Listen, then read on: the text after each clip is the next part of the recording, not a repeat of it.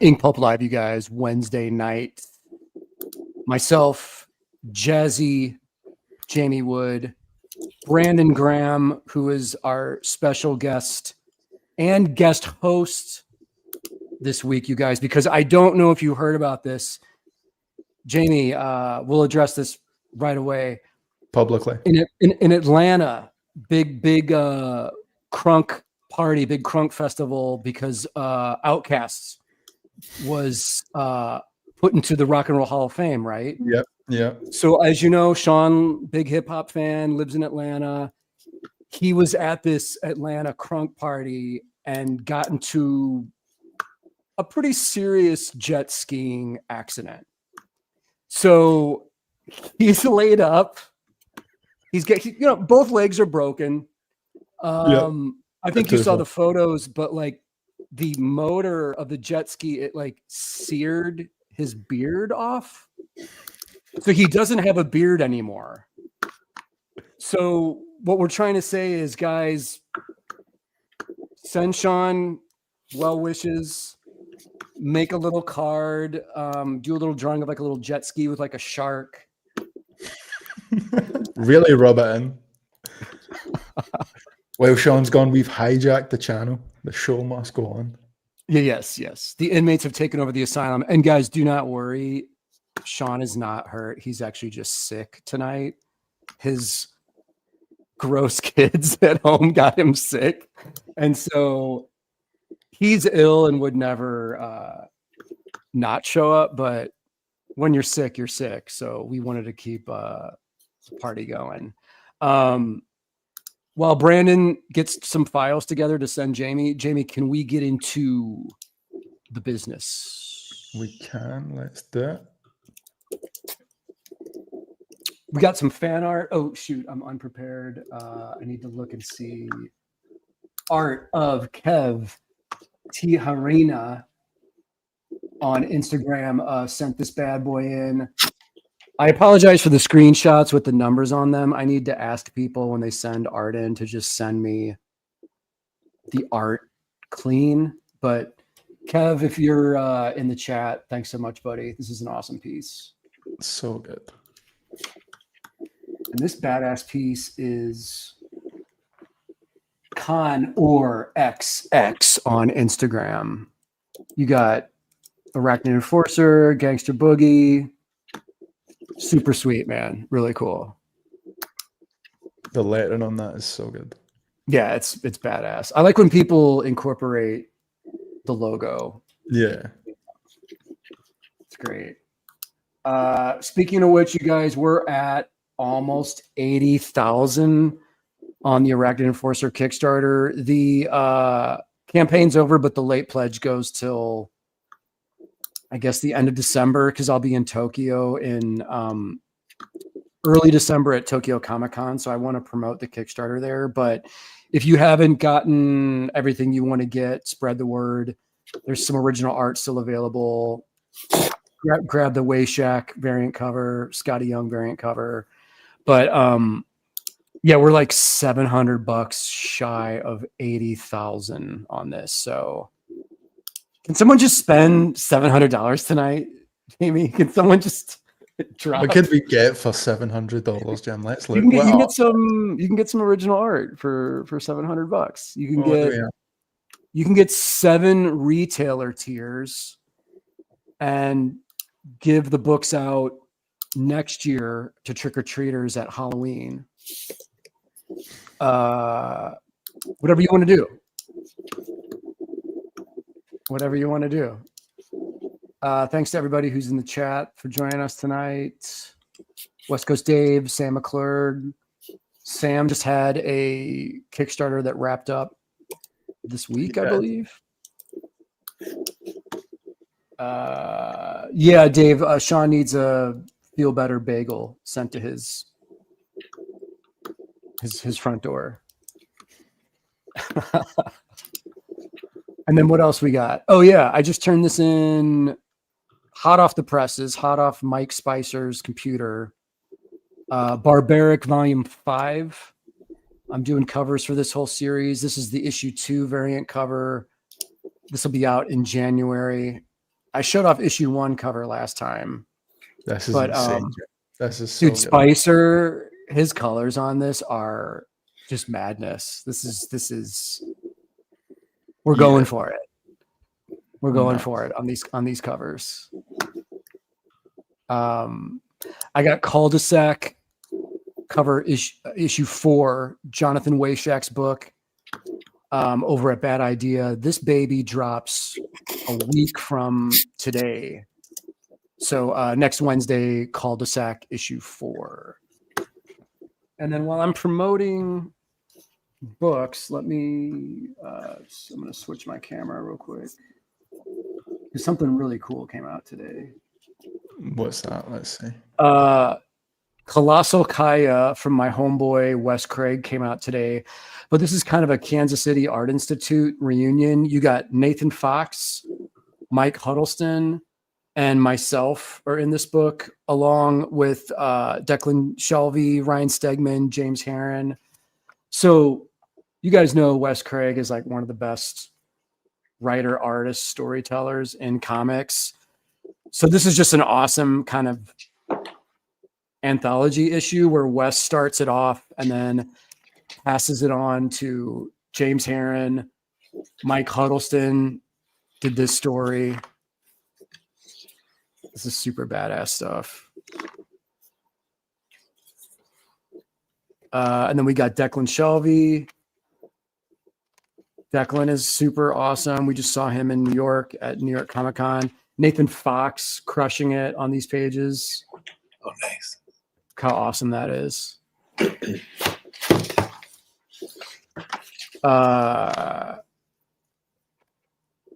Ryan Stegman. And then you got a double page spread pinup that I drew on Inkpulp Live when Wes was our guest. That's sick. So props to you, Wes. You are a troubadour, a gentleman, and an indie comics hero. And if you guys haven't tried Kaya, there's 4 trade paperbacks of it.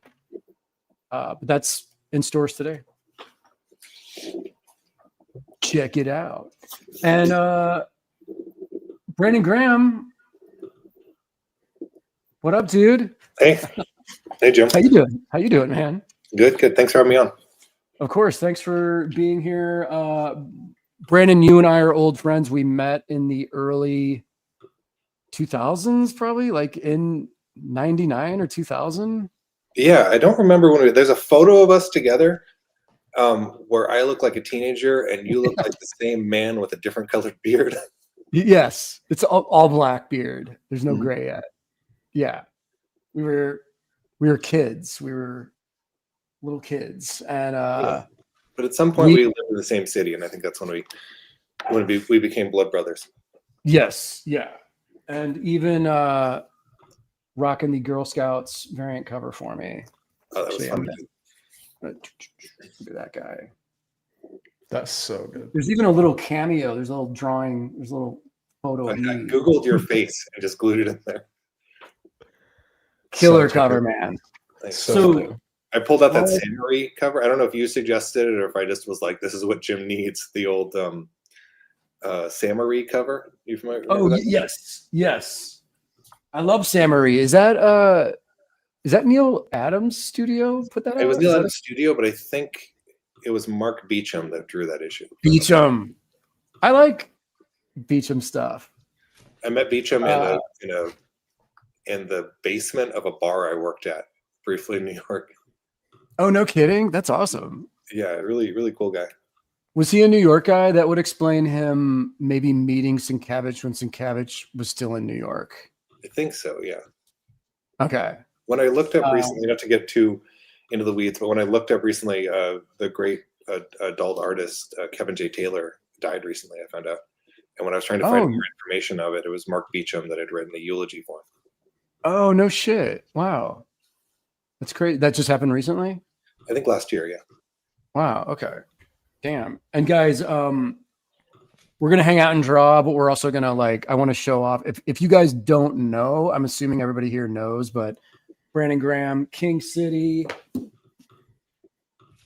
Rain Like Hammers, Surviving on Mars, Autobio comic strips. Brandon, look at this one, The Walrus, dude. Classic. I love this book.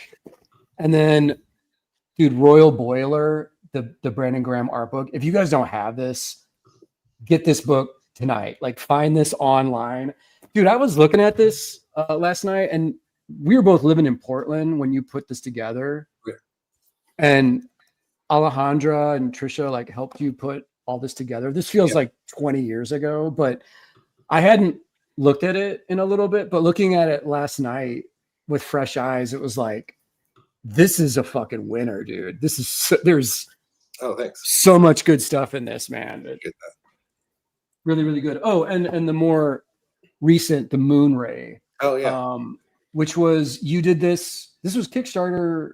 Was this last year? A couple years ago, because I've done 4 of those Moonray books now, but only the first 2 have seen print. Shit. Okay.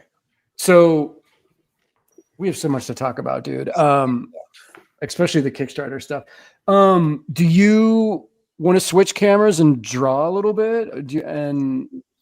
Is that cool? That sounds great. Let's do it. I'm gonna. Also, I have a stack of comics next to me. I want to go through too. I was showing That's you this right. art as I was reading this. Oh Jesus! Yeah. There's such a fun in that. Like, I can tell that you're just like having a blast drawing this thing. I don't know how much. That's yeah, my late '90s adult comics. That's so funny. And Dave Walker. Speaking of Portland, the writer Dave Walker published Badass Mofo magazine. I did those comics for a porn mag in Arizona called Playtime, and then Dave Walker did the collected comic that you're holding in your hands. Nice. I also just took this out too and read it again. Paul's Boutique, baby. Hell yeah. This is it's fascinating. So I just finished I was listening to an audiobook that was all about Radiohead's Kid A, and I made myself not listen to the album until I finished the audiobook about the album, and I had kind of the same experience with this one. Oh, right. That's funny. Hold on real quick. I just have to jump up and adjust my light. There we go. Yeah, dude, ask for Janice, the Paul's Boutique book. I need to re-release that. That one, as far as copyright stuff goes, because it has lyrics from the Beastie Boys songs, it's kind of a gray area with it. But I guess since I'm just doing bootleg comics at this point, it doesn't really matter. Like, just put it back out. And it's fun. There's an irony to it because a lot of it is talking about how much they couldn't make an album like this because there's so many samples. I know, right? And so it almost would make me want you to sample more stuff and put it in here and be like, we're seeing what we can get away with. Yeah, the deluxe remix edition of it. I mean, a coffee table book of this would be amazing. That would be awesome. That would be, yeah. I mean, I just, again, like the legal part of it, because that is all Capitol Records like owns all that stuff. But I did get, like, Dan Leroy wrote the original source material, the 33 1/3 little pocket book. Right. And I adapted his book for that. But I found him online and asked his permission. And he said, yeah, of course, just send me a copy of your book when it's done. So he was super cool. Nice. And, I got away with doing it that way. But, if I self-published it, I'm assuming it would be okay. Yeah, I mean, it might be worth. By the way, I love this thing where you go through all of the drugs and alcohol that they're on when they're. Yes. What a glorious time for the Beastie Boys to be in LA and make a record. Yeah. Oh, Miles Davis. It reminds me. I just saw the Miles Davis, the kind of fictional movie about him. Oh, with oh shit, what's his name from Boogie Nights? Oh, god damn it, I'm drawing a blank on the actor's name.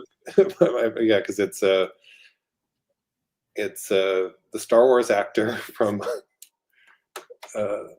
Yeah, my brain isn't working at all. It's it Oscar Isaac and Don Cheadle. Yeah, it's Don Cheadle, and I think it's the guy that plays Obi-Wan, who's in much better movies than that.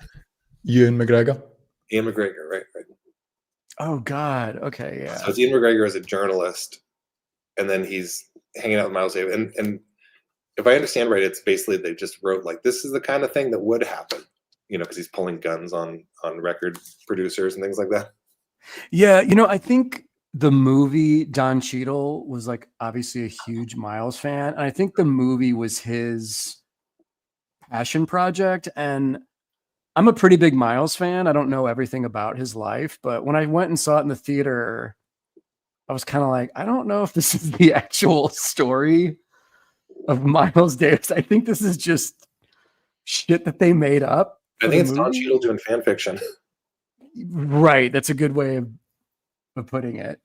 And real quick, you guys, I'm drawing Ramba tonight. So this is issue 1. This is very rare. This is worth $10,000. And I can't even open. We were talking about this before the show, like what can we show from these adult books? But basically, hold on. Those pages in Rambo are so beautiful. Dude, his drawings in this are no joke. Like the art style, this guy's really, really going for it. And he's almost getting like Paul Galassi level shit happening here, right? Like, look at how tight this stuff is. It's amazing. Yeah. Something I've been thinking a lot with adult comics is, when people go down that road, they kind of like take themselves off the map in a lot of ways. But there's these like, masters of comic books that have just did a bunch of adult stuff that nobody talks about. I mean, I think Manara has fallen a bit into that as well. Yeah. And you know what's funny, Brandon? I'm sure you know this, but the next page after this one, she cuts this dude's dick off and she's wearing a little like cat mask, and then a cat performs oral sex on her. I do remember that. And the cat's like, I thought it was a cat girl. I didn't know better. Rambo, guys, catch the magic, catch the fever. That is it. Because one of my thoughts recently about comics, I feel like comics are a little too safe right now.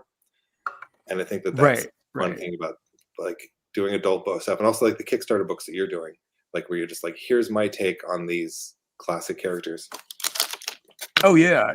It to me, Shawn and I talk about it all the time, where I feel like we're back to the Wild West again of you just make what you want to make now and put it out to people and see what happens, and dude, you just wrapped up a really successful Kickstarter for Pillow Fight. Right. And that's an adult edition here.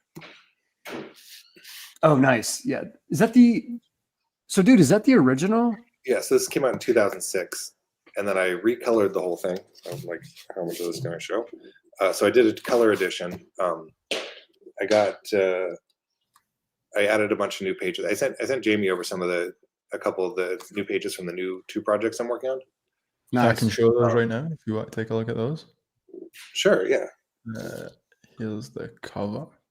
So I should qualify the next project I'm doing that I'm halfway through is I've become friends with a bunch of porn performers these days, living out in Las Vegas. And this was a project where one of my kind of older friends in the scene, who I've known for like a decade, this woman named Natalie Mars, me and her I went up and visited her for a weekend, and we just wrote and laid out a whole comic book. And oh shit, nice. My next kind of new project that isn't a reprint is this thing. It's about a secret underground. Wow. That looks so good. Thanks. That is incredible, man. That's awesome. I'm having and Brandon, I know the answer to this, but just to be clear, this is all hand drawn on paper. Oh yeah. Yeah, you're still a traditional guy. Not that it matters, but just that cityscape alone is unbelievable, man. Thanks. I mean, I use a lot of that. It's fun because I was looking at a bunch of photos of Tokyo and being like, how do I try to recreate this with ink? But for me, like drawing on paper is like the fear is such an important part of it, That's a good way of putting it. Yeah.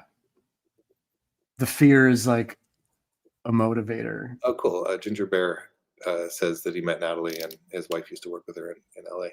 So yeah, the elevator here to the guy going down.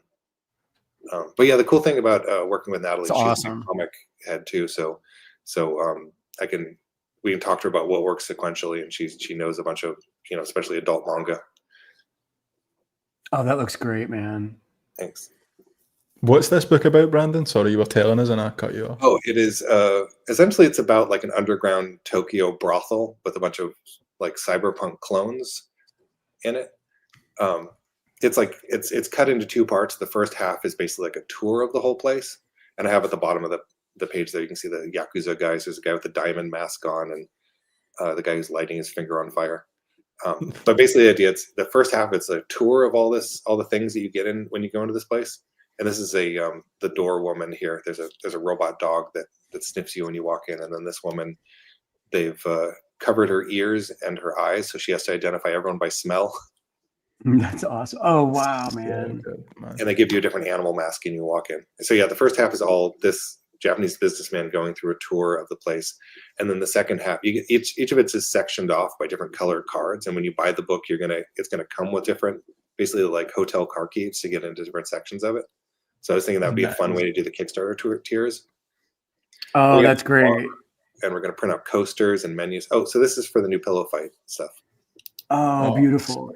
Something that's been really fun is I'm doing a couple old reprint books, and like Pillow Fight I drew in 2006. So I'm coming back to it with the idea of like, what have the characters been up to since 2006? And so this short story is like, this is them meeting up again in Paris. And they're all like in their late 30s now, which I would say my art style doesn't convey late 30s in the girls as much as. But actually, you're doing almost like a Love and Rockets thing with them, where they actually did age. Yeah, that's the idea. Like revisit the characters and talk about what's happened in the time since. That's awesome. So real quick, man. The original Pillow Fight was through NMB, is that correct? NBA. And yes, that's right. They're like, and they were specializing in mostly adult comics, right? They did a lot of classy European stuff, but then they had their Amerirotica and Erotica line that were their adult stuff. Okay, cool. Yeah, so they're doing like the like Corto Maltese and like Blue Notebook and a bunch of really classy, good French books, and then I was going there and trying to pitch them and be like, "You're doing lesbian schoolgirls." That's yes. Something I want to talk about on this page that I've been doing. I hope it works well, but basically it's half hand lettered and half a font that I made. Ah. And I think you can see the difference. Like the top panel is all hand done, and then the second panel, the left hand side, is all a font, and I think it looks a little more uniform. Okay, yeah, I can see that. But honestly, though, man, you're doing a font of your lettering style. That's a super smart idea. It saves me a lot of time. Was that something that you did when we were still in Portland? Like, were you using that on Rain?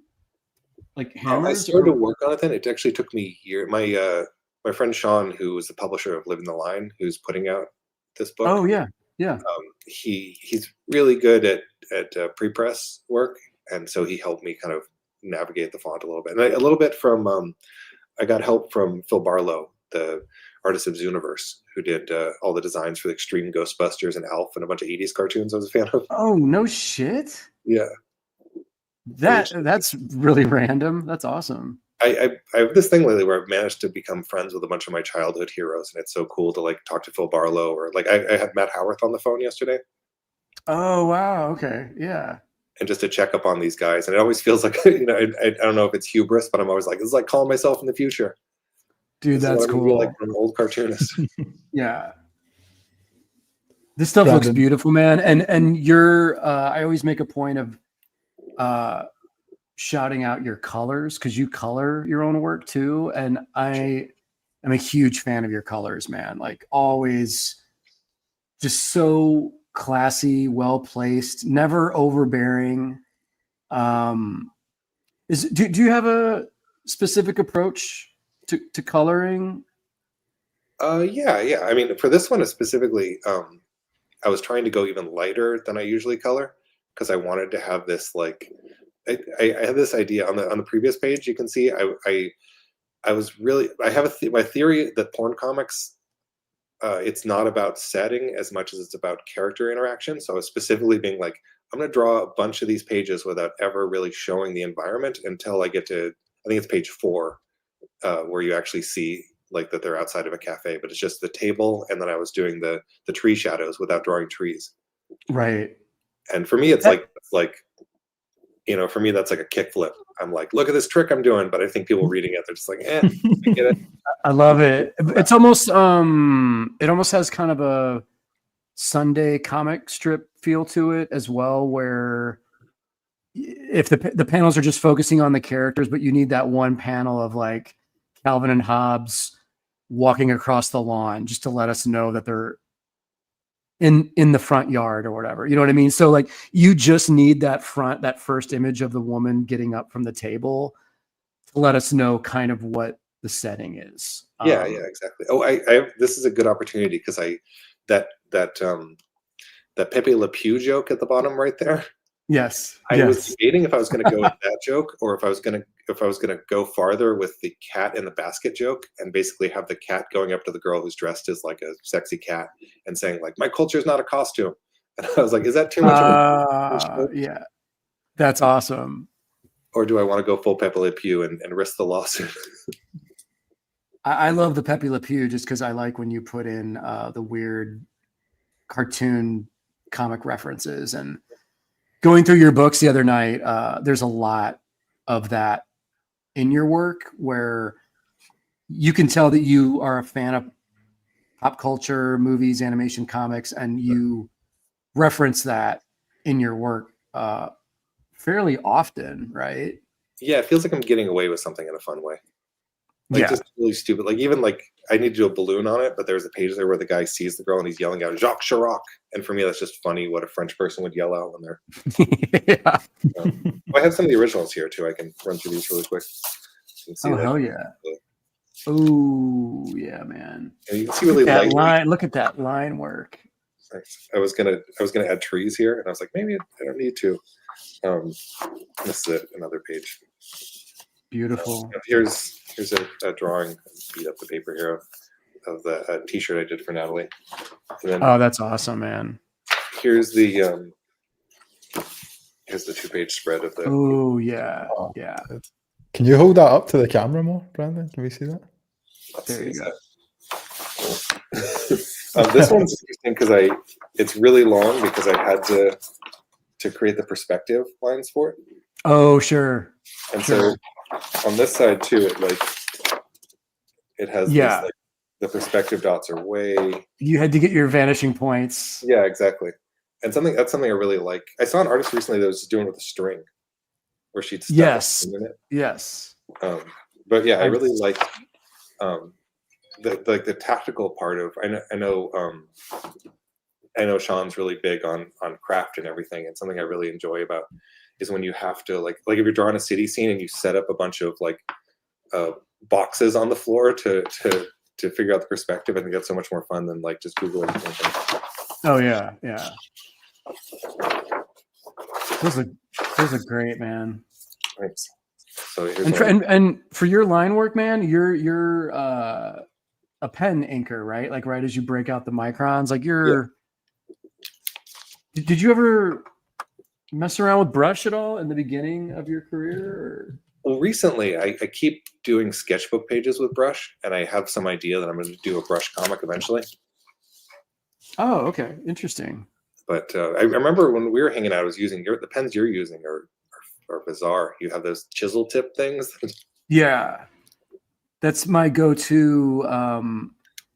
Just because I like the unpredictability of it, you know. And I'm even using this tannish paper I'm using. It even has like a texture to it, a woven texture where it guarantees that you're not going to get super straight, super tight lines. So for some reason, I like that wobbly kind of look Yeah, to it it. adds texture. I was talking recently about printing of the Pillow Fight book, and we were trying to get the paper with the most teeth in it. Oh, right. So it kind of adds a grit to all the stuff. And I feel like there's something about, like, I always draw, um, like whenever I have a chance to draw like armpit hair on a girl or something, I'll always do it. And my idea is that it's like anything to add a little bit more reality and a little bit more grit to the drawing to remind you that this is closer to reality. And it's like with lines, you wanted to remind people like this is a drawn line, you know? Yes. Yeah.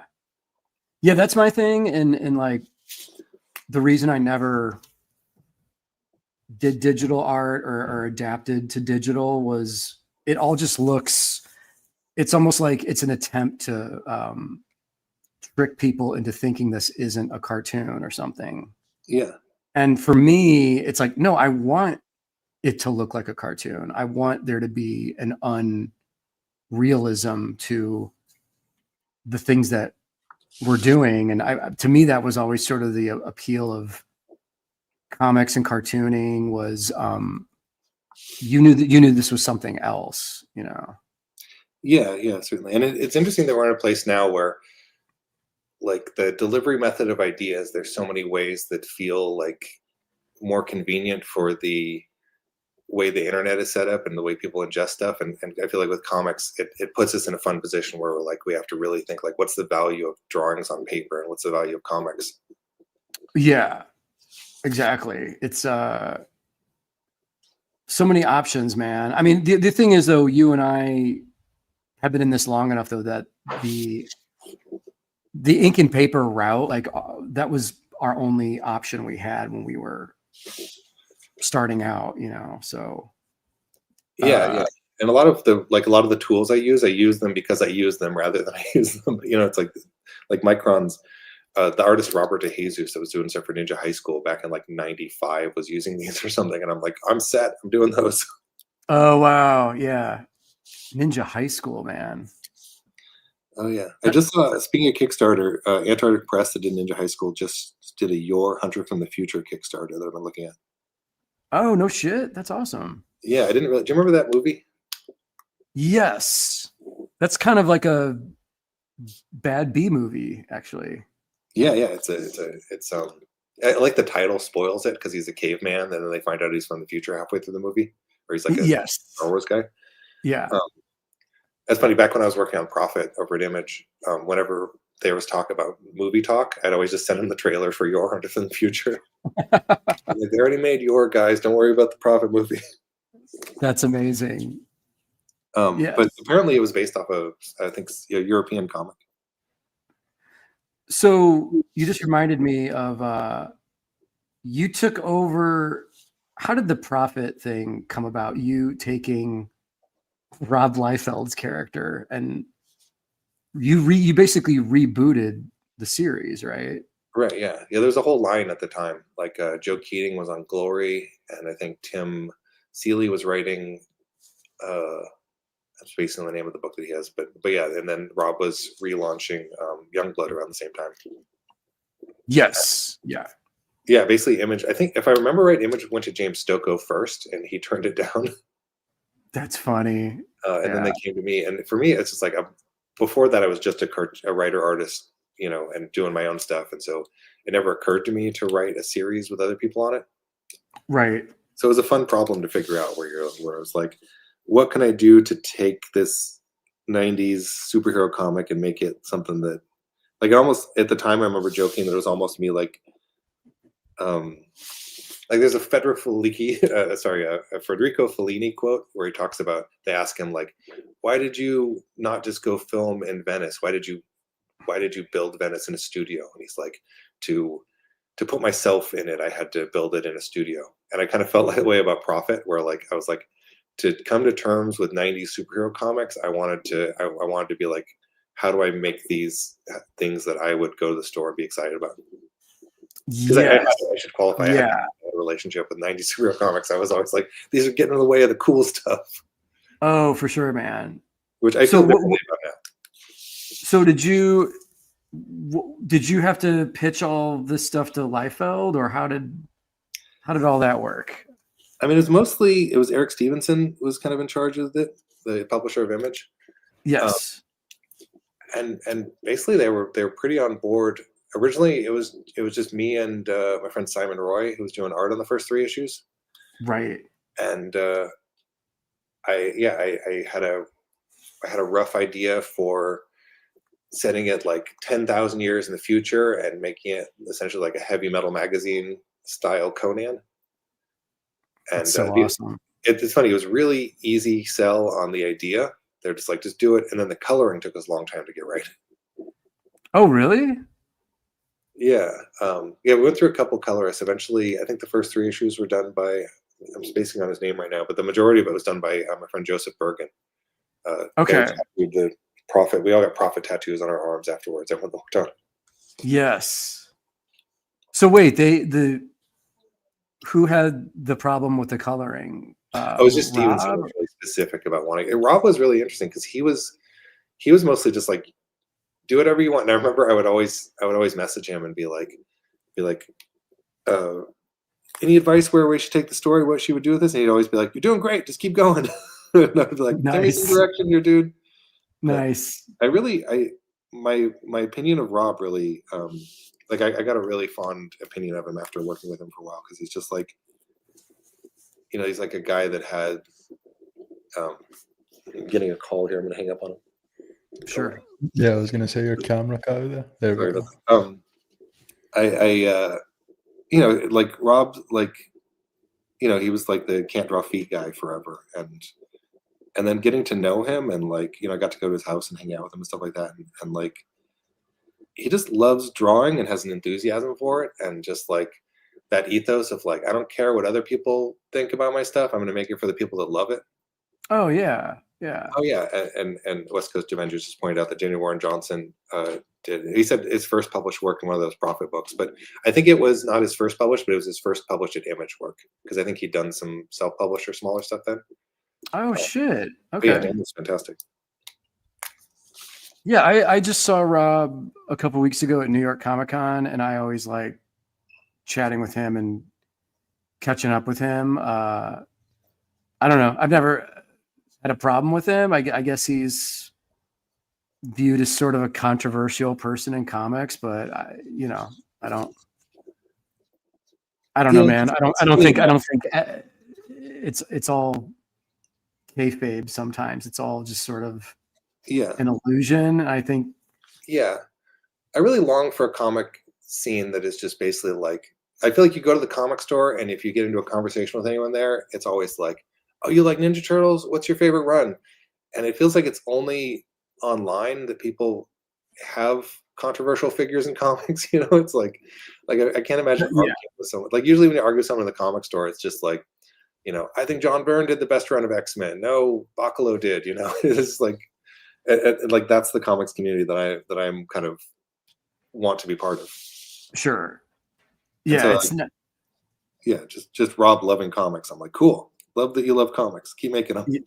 Yeah, I feel the same way. It's not like, not everything has to be a super controversial thing. It's cartoons, folks. It's fun. It's entertainment. Yeah. Dude, with the Pillow Fight Kickstarter, did you get everything back as far as like you own the rights of Pillow Fight, and that was just you doing all that? And then did the Living the Line guys help you out with that?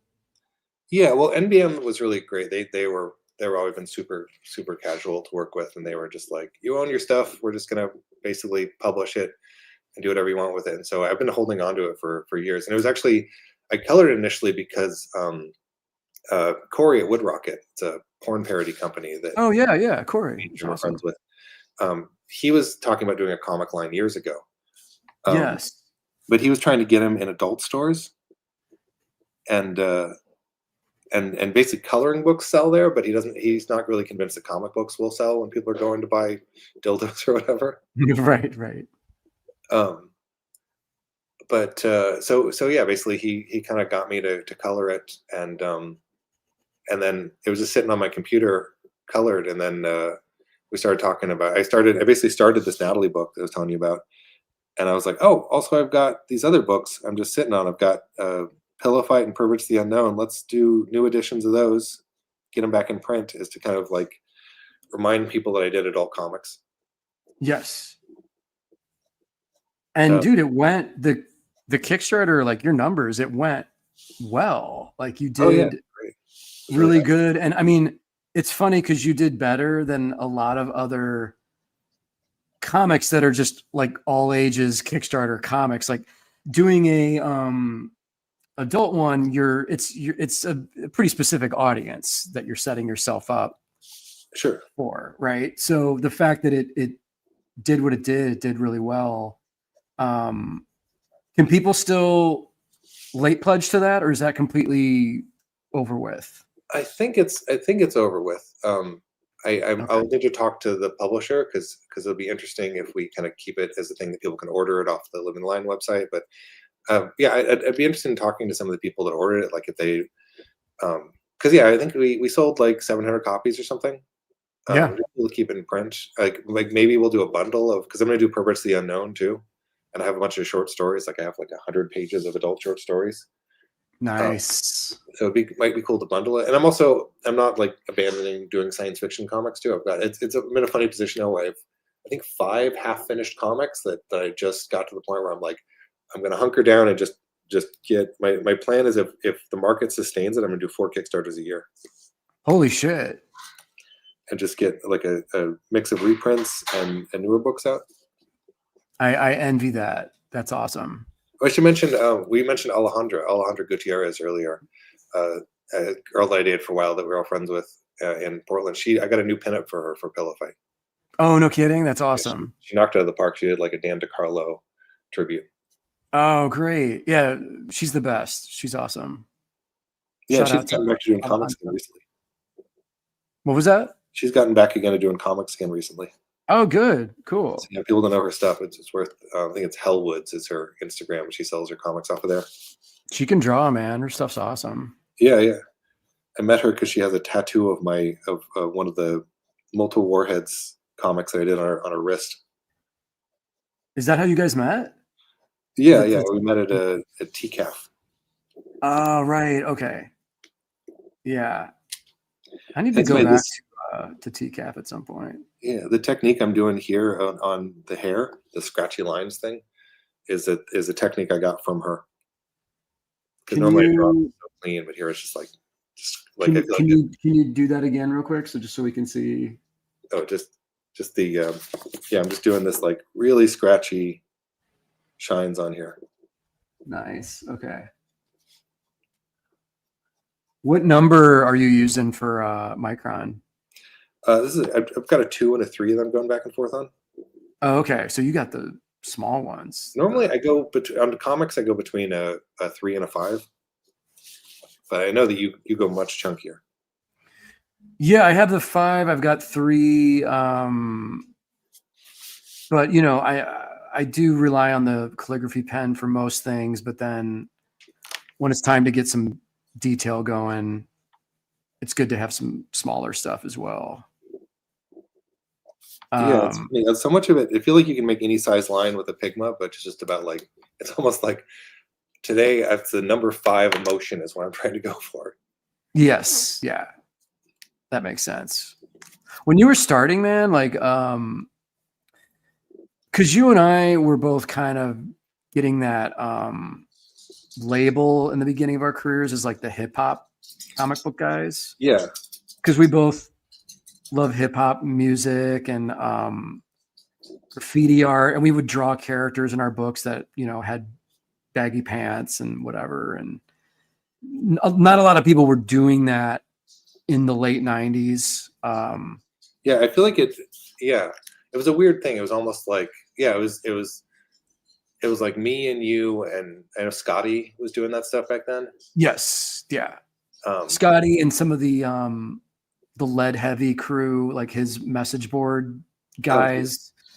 What were you doing? That was all pen stuff back in the day, right? Like yeah, I mean, even when I did graffiti, I had gigantic pens that I would just like. I like drawing more than because spray painting, it's like you're trying to draw with a brick. Yeah. I think you got better at it than I did, though. Yeah, I mean, I tried legitimately spray painting in the streets, and that was a short-lived kind of fun thing. And then I always enjoyed using spray paint in like my mixed media pieces, Sure. especially when I was living in LA and I would go hang out like at Shawn Alexander's studio, and we started doing some collaborative stuff together, and it was fun to mix because he's like super old school academic traditional. So he'd be doing like oil painting and gouache and stuff. And then I would go into those pieces, much to his horror, much to his chagrin in the beginning, and just like do spatters and drips and stuff. With spray paint. And then eventually, man, he warmed up to that and he really got into doing those collabs, and we did a couple live art events together and stuff. But there was just something fun about, I felt like I was almost like defacing fine art in a way. Yeah, yeah. Well, I feel like, I mean, you've managed your whole career to really like keep the fun in it. Oh, good. That's good to hear. Yeah, and it's cool to go back to your old stuff and be like, it's like a different kind of fun. Like it's something that stood out when I was going through your earlier work again. Is just like you had almost like a Joan Vasquez sense of fun in some of that stuff. Yes. Yeah. Yeah. Cause he, I'll never forget seeing Johnny, the homicidal maniac, in the comic shop. And he was like a year ahead of me. I was doing self-published stuff, and I think I got my Gen X Underground thing with Image or with Marvel. But seeing what he was doing, it was like, oh shit, this guy's like the goth horror version of what I want to do, you know, and having total fun with just doing a weird, unique thing. Yeah, that's cool. But kind of back to hip hop is interesting because I felt like at some point I mean, I feel like we kind of both kind of grew out of presenting ourselves that way. Yes. But because for me, I got a little like, I mean, it's interesting. I still like very much love hip hop, but my relationship has changed a lot, and I kind of didn't want to have to. It almost felt like I was under the weight of a like I'd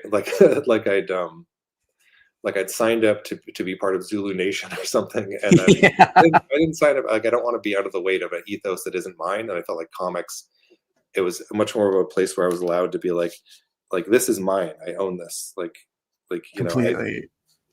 know, like it might not be like, you know, like I'm not Jack Kirby, but I can make my own little corner of comics here.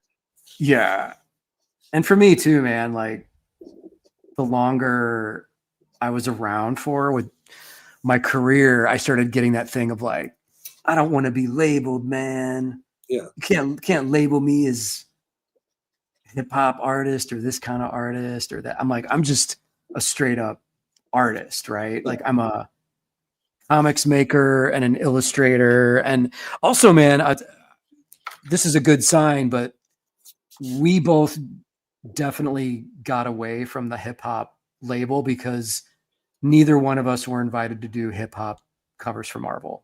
That's when true. That was happening. They literally hired every single one of my friends to do covers for that line of books. You I'm offended for. I feel like I tried to burn some bridges at Marvel, but them not hiring you but it was a weird thing because it was also it was so strange. Like part of me is also like, I probably said horrible things about it online at the time, but I also feel like I almost wish them to recreating classic album covers. It would be more just like let's do like something in that ethos, because you know, like your early like X-Men zine stuff, I felt like was so like it felt really free. Yeah. There's a KRS-One definition of hip hop that I really like, where he talks about how he defined hip hop as taking something, doing something with something that it was not. That's not the reason for it. You know, like spray paint was not meant to make art on the street with. It's meant to, you know, to quickly cover your cabinet or something. Right. That's funny. You know, and I like that a lot. And it's like a lot of the tools we use for comics are like not meant for comics necessarily. Yes. You know, I buy my paper in bulk at office supply stores still. I know, man. For me though, I still will enjoy using like the big fat graffiti markers, kind of like the drippy ones for certain things, or if I get to work big, do live art again. I haven't really done that in a while, but there is something really freeing about that. But that's more of mark making and not like music related, like not necessarily a hip hop vibe. Because Right. I also feel like your kind of music ethos has switched over to more funk. yes, funk, metal, psychedelic, weird stuff. It like the Street Vigilante, the Batman parody book I did last year through Kickstarter. That's like very metal, So it's fun to not be pigeonholed. Yeah, and also just like, I had a thing like on the Prophet books. I tried to Pavlovian myself, where I would listen to 2 Miles Davis albums over and over every time I wrote. Right. Brew and Kind of Blue, and so for me that was like those are my jazz comics. That's awesome, man. Those are two of the his best records too. Yeah, I really love those ones. It's funny because Kind of Blue is like, I think, the best-selling jazz record of all time, and it's one of those records that you can just give it to anyone and be like, it doesn't matter if you don't like jazz. This transcends jazz. It's just fucking great music. So just put it on and give it a chance, right? And then Bitches Brew is like, okay, this is for, educated music consumers. Like, this is not for everybody. This is challenging. This is a challenging brand of music, I guess, is what I would. I often think of it like, I remember the first time I heard KRS-One, I didn't quite understand it. Like my introduction to hip hop was like De La Soul and Tribe. Oh, sure. And KRS-One, I was like, I remember just being like, this is really harsh. And I had the same experience with country music, where it was like Johnny Cash was the entryway, and then Merle Haggard felt like the hard stuff. And I was feeling Miles Davis, one artist you can do with both albums, or 2 of his albums, and be like, get in with this stuff, and then once your ear is accustomed to it, you can go to this stuff. Yeah, it's like there is kind of a step-by-step process to it all, I guess, right? It's I'm drawing Ziggy, by the way, on the shirt here. Oh, that looks awesome, man. Natalie, and I have this, I don't know if you can see in the pencils, I have this character that I'll sometimes draw to cover up things that I can't post on Instagram, and it's Garfield with Dilbert's head. Yeah, it's kind of a disturbing. Yeah. That's amazing. That's great. Did you see my vomiting Garfield in the Street Vigilante book, Brandon? Oh no, I haven't yet. Oh shit. Okay, I'll have to. I'm gonna grab one real quick just so you can see it. Okay. Yeah, I need to get on all your new stuff, because I just moved to a new place, and I've been kind of off that. I haven't been to the comic store in like 2 months. I'll send you this, dude. And this is the Shawn Crystal cover, since Shawn isn't here. Yeah, it's really great. I remember I remember me and you and Shawn meeting up at one point in Portland, and him being like trying to figure out his direction for things, and it's been really cool to see how much his channel has taken off, and how oh wow. There's the vomiting Garfield. That's beautiful. There you go. And a bunch of crazy sex shit over here that we probably shouldn't show, but it's funny. I've been talking to Joe Keating a lot about your work lately, and he always brings up the same thing. He's just like, why does it work so well? He's like it's like you're doing these compositions that feel like they shouldn't be as readable, but then when you sit down and read it, you just get sucked into the page. Oh, that's awesome to hear. Yeah, it I don't know. But I appreciate that. I am definitely trying to pay more attention to design and composition, because I've been doing more covers these days for different publishers. Speaking of Joe, I did one for him recently. And, when you do a cover, you get that instant pressure of you only get to make one image to tell this story or convey this idea. It's interesting. Yeah, it is a weird thing. And if you love something, especially, it's like I got to fit all my love in this one drawing. Yes. I might not get invited back. If you did, I know it. oh, what were we saying? I know. I was just gonna say, like, I did like a Ninja Turtles cover last year, and that was my original sketch had all this shit in it, like the foot and Splinter, and they were like, there's like too much shit going on in this. Just give us the four, give us the four guys, give us the four turtles. Yeah, that is a lot. Yeah, I've drawn a couple of Ninja Turtles, mostly for myself. I got to do a cover they did a reprint of the Dave Sim issue. They did a variant for. Oh, right. I wanted to show this just because this is Brandon's cover again for Stone Ghost, but I love that you did the Stone Ghost by hand.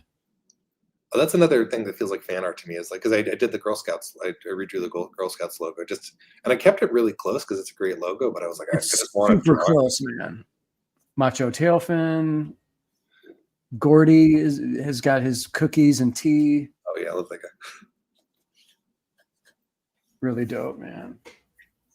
Oh, and you did a great cover for the Pillow Fight book. Oh yeah, that was a super fun one. Jamie, do you mind? Could you go to the Pillow Fight Kickstarter page just so we can scroll through that real quick?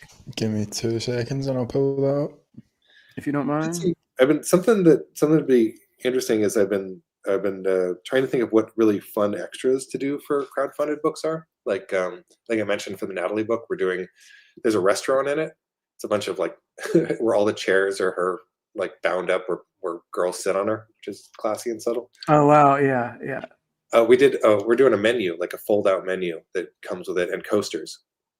That's cool. That's great. Cool to be like, I've been to this bar. And for Pillow Fight, we're doing one of the things we're doing is a little envelope full of fake Polaroids. Oh, nice. Okay. So what's on the Polaroids? Is there anything on it? Oh yeah, they're all dirty drawings.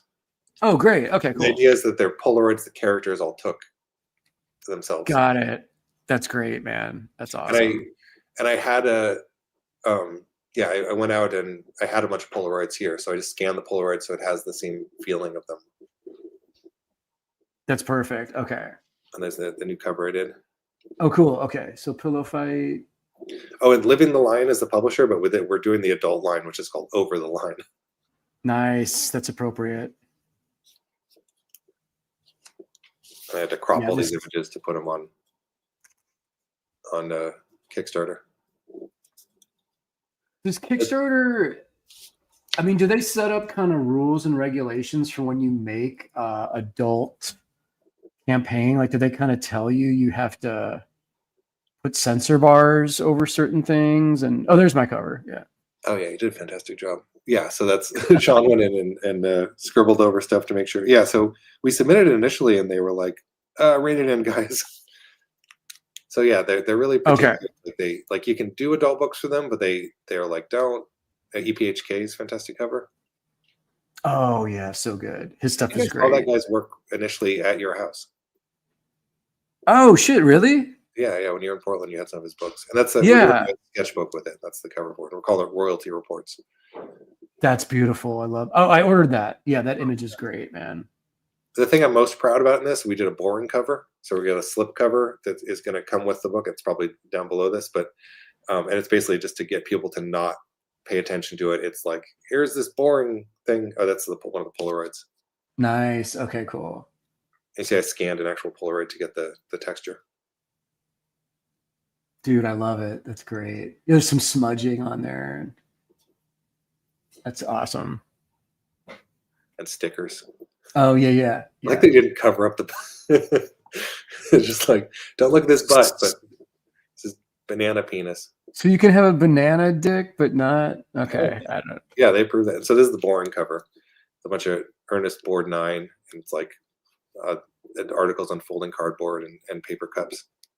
That's awesome. This comes and you put it over the book, so you can be reading Pillow Fight in a park, and no one will ask you about it because it's so boring. Right. Okay. That's brilliant. It's like when you're in school and you've got the paper bag cover over your issue of Heavy Metal magazine or something. Yeah, exactly. You've got it inside of your geometry textbook. That's like every 80s boner comedy movie has that scene in it where it does, yeah. And I've got to do at least 100 of these kind of quick ink sketches. So I'm going to do a fun thing where, shit. Okay. I know a bunch of porn performers in Vegas, so I was just hitting a bunch of my friends being like, let's have a movie night where I put on a horror movie and just a bunch of girls pose and I do quick drawings of them. So there you go. And there's some of the original art. It's such an interesting Beautiful. thing to go back 19 years and be like when I was coloring this stuff, I'd be like, don't change the drawings. Like it's got to be what it was. Like, oh, right. Yeah. Did you feel temptation to correct things or? Yeah, some of my anatomy wasn't the best, but I think when I did the Perverts of the Unknown book, I've been kind of recorrecting or I've been scanning. I let myself fix one panel so far because I was like, this is egregious. Oh. Stuff looks great, man. Yeah, how do you feel about your old stuff? Because your style's changed quite a bit.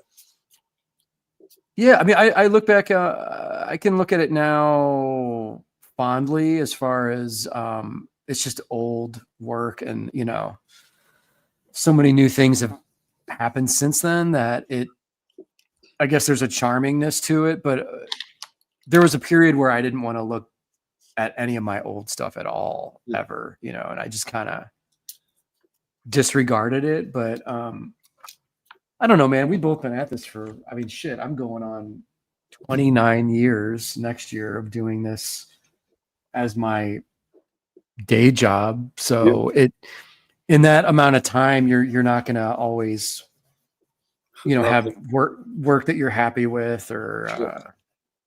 I had a thing, just an old man come. I had a friend over. She's like a 26-year-old porn performer girl, and she was like, I had just the pillow fight pages out on my desk, and she was going through them, and I did the math, and I was like, "You were 7 when I drew that." And she's like, "Jesus Christ." Oh Jesus, yeah.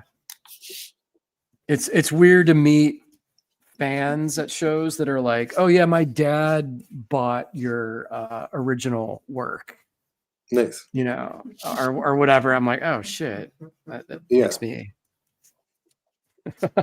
It's kind of cool though. I mean, it's like having this stuff be around for that long. Yeah. I mean, there's like a legacy to it. It's smart that you're doing like the collected stuff, because I did have a goal of trying to do like the ultimate Girl Scouts collection at some point and put into one, big phone book volume, literally everything I've ever done. That would be 4 mini series and then, mini comics and one shots and all that stuff as just like a big 30-year retrospective of That'd be awesome. the whole property. It's on my list of things to do, but with the new stuff I'm doing and the new Kickstarters, man, I just get so excited about making new shit that it feels weird to like dwell on putting out old stuff right now. Yeah, I can very much relate to, and also just scanning stuff and getting books ready is a job of its own, and you do get that like, I just want to draw again. Yeah, but it's such a like I won't let other people scan my stuff. It's like part of the like how it looks. Oh shit. Okay. Yeah. It feels like coloring to me. It's like you like if somebody was really actually Living the Line. Shawn is one of the few people that I'm like I know he's such a good cartoonist in his own right that I'm like, if you want to tweak the drawings on here, for production, go ahead. Okay. I mean, yeah, I feel like I've been really lucky with production artists though. Yeah, I mean, especially when the homegirls were all working at Image, like you and I both knew the in-house people that helped us with our books. Like shout out to Trisha, Shauna. We were friends when we were living in Portland, and I still am. With Trisha, totally. that we were able to have homies putting the production on our books and making like each issue look as great as it could look. So yeah, that was super helpful, and yeah, that was such a fun era to have that crew. I think Shauna went into doing. Last I heard from her, she went into doing like faku, like manga, adult manga. Oh yeah. Was she still doing that in was that in Portland or did It she was, yeah, move? but yeah, because she left Image and went to do that stuff, and I was like, I want to know all about that, and then she just kind of fell off the map, and I was like, I checked with her a while back, but I was like, I feel like I didn't get all the info. It's because the adult manga in America is such a weird thing. Oh It's yeah. underbelly. Yeah. So I was like, tell Yeah. me all the secrets. Yeah, man. I to switch gears just slightly, I definitely wanted to talk to you about Mobius while we're on the show together. Oh, certainly. Because I always loved and was fascinated with Mobius. I consider to be someone who probably knows more about Mobius and his work than most people. Would you I say? definitely feel like I was certainly in my yeah. I mean, I feel like I was kind of part of the Church of Mobius. Like, I feel like there's a bunch of artists that have kids where like there's a bunch of Jeff Darrow kind of kids now. Yes. Um, where you see, and like Frank Quietly's got a bunch of guys, and I was definitely that for Mobius. Where did that come from? Like, what was it like? Heavy metal, or what was kind of the thing that really blew your mind? My older brother, he's 2 years older than me, and he does art as well. But he would track down all these like Japanese and European comics, and it was right around then when I was a kid, Marvel started doing the release of the Mobius stuff in English. Should probably have some. I mean, I certainly have the Oh hell yeah! Here. And for me, Michael Kaluta actually at a convention once told me, he said that Mobius is an artist that teaches you how to draw by looking at his stuff. Yes. And I think I think it's really true. Like, you can look at this and just imitating this, you can be like, the style is so, like, I think there's a lot of artists that draw better than Mobius, but he's one of those guys that like his stank is hard to compete with. Oh sure, yeah. Like, it's interesting how, like, that's the interesting thing when AI comes up, is like, it's not really about doing the most beautiful picture sometimes. Sometimes it's about really like conveying this like uniqueness of yourself into the drawing, which I think Mobius is really good at. Oh yeah, man. So it's an interesting thing right now where there's a Mobius, hopefully I'm not talking out of school too much, there's a Mobius book that came out that called Dr. Mobius and Mr. Gurr. Mm-hmm. Dark Horse put out, and if I understand right, it got pretty heavily edited. Oh shit! Okay. Mobius had a spicy life, and so so right. There's a guy who's putting together a book of basically, like, he went around and interviewed a bunch of Mobius's friends and family, and Shawn's on here. He went. That's me typing. That's me typing. Sorry. Oh, okay. It's like he lives. Oh shit! West Coast Dave, it's your birthday, dude. I talked to you earlier today and didn't even know that. I'm sorry, man. Happy birthday to West Coast Dave Engers. 26. We need to steal your blood and stay young forever. No, plus 20, he said, though. Okay. So he's 40. Yeah, 46. Yeah, that's more reasonable. Yeah, there you go. That's awesome. Dave, when we're in Japan, I'll buy you Kobe beef flavored ice cream cone for your birthday. Anyway, Mobius. Sorry, I feel like I cut you off there. Yeah. So yeah, there's an interesting book that's not published yet, but it's basically this guy went and interviewed a bunch of Mobius's like relatives and friends, and we're just like, it's just really interesting. It's almost like, give us the dirt on Mobius's life. Oh, crazy! I don't know if I'll see print, but I'm really fascinated by like I don't need artists to be perfect, but I really want to know, like, learning about their lives is really fascinating. Dude, I didn't know that Mobius like straight up joined a cult for a while. Oh, yeah. He's got an interesting life. Him and Joe and moved. He like moved with his family, right? Was it to Tahiti? Was it okay? Tahiti, yeah. Yeah, I was watching something on YouTube recently, and they had a section about that, Mobius's life, about the cult part of it. I was like, wait a minute, what? Yeah, so my understanding is basically like, he befriended Jodorowsky, and they worked on the kind of Dune movie that never happened. Yeah. And through that, he was like really, I think, at least I don't know if Jodorowsky was the main impetus for it, but my understanding was always that like through knowing Jodorowsky, he got more into being a vegetarian and got more into yoga and health and spirituality. And that kind of led him down the path of like, essentially like moving his family to Tahiti and joining a cult. And So crazy, man. He was pretty cagey about talking about his life because I think he saw it as a big mistake when he got out.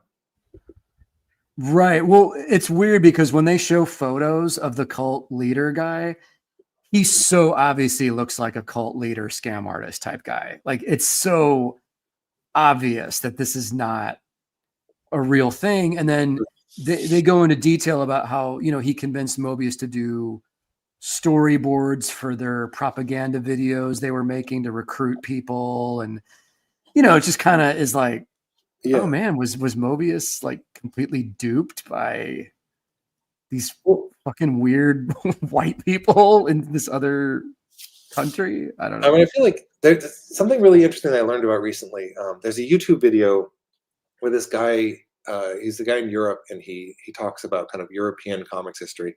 And he did this video that's really fascinating about the writer of Asterix used to run. I'll butcher all that. So the writer of Asterix was running, I think, Pilot magazine, and that's where a bunch of the Metal Hurlant guys that all became like the heavy metal crew were working. And what's his name? Uzuro, I think. I'm going to butcher everyone's name. Basically, the writer of Asterix did a lot of stuff for creators' rights. He okay. If I remember right, he did things like he got artists more credit than they're doing, and he did a lot of stuff to kind of bolster writers and artists getting attention in Europe. And but it was like during the 60s, there was this the global movement of hippies being like, we're going to change the actual world.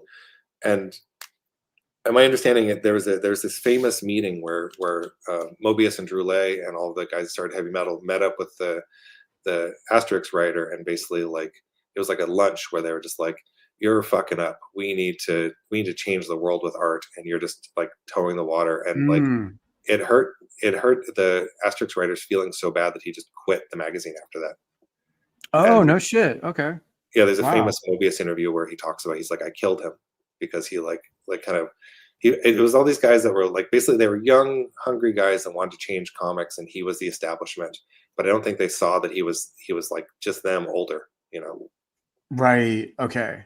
And I feel like that's kind of a pattern that just seems to happen over and over, is like you need to break down the establishment. Yes. Yeah. So I feel like, yeah, it's complicated because like obviously like Metal Hurlant being created was this massive thing for comic books, but it also feels like it was like they're pushing back against an authority that was just other cartoonists.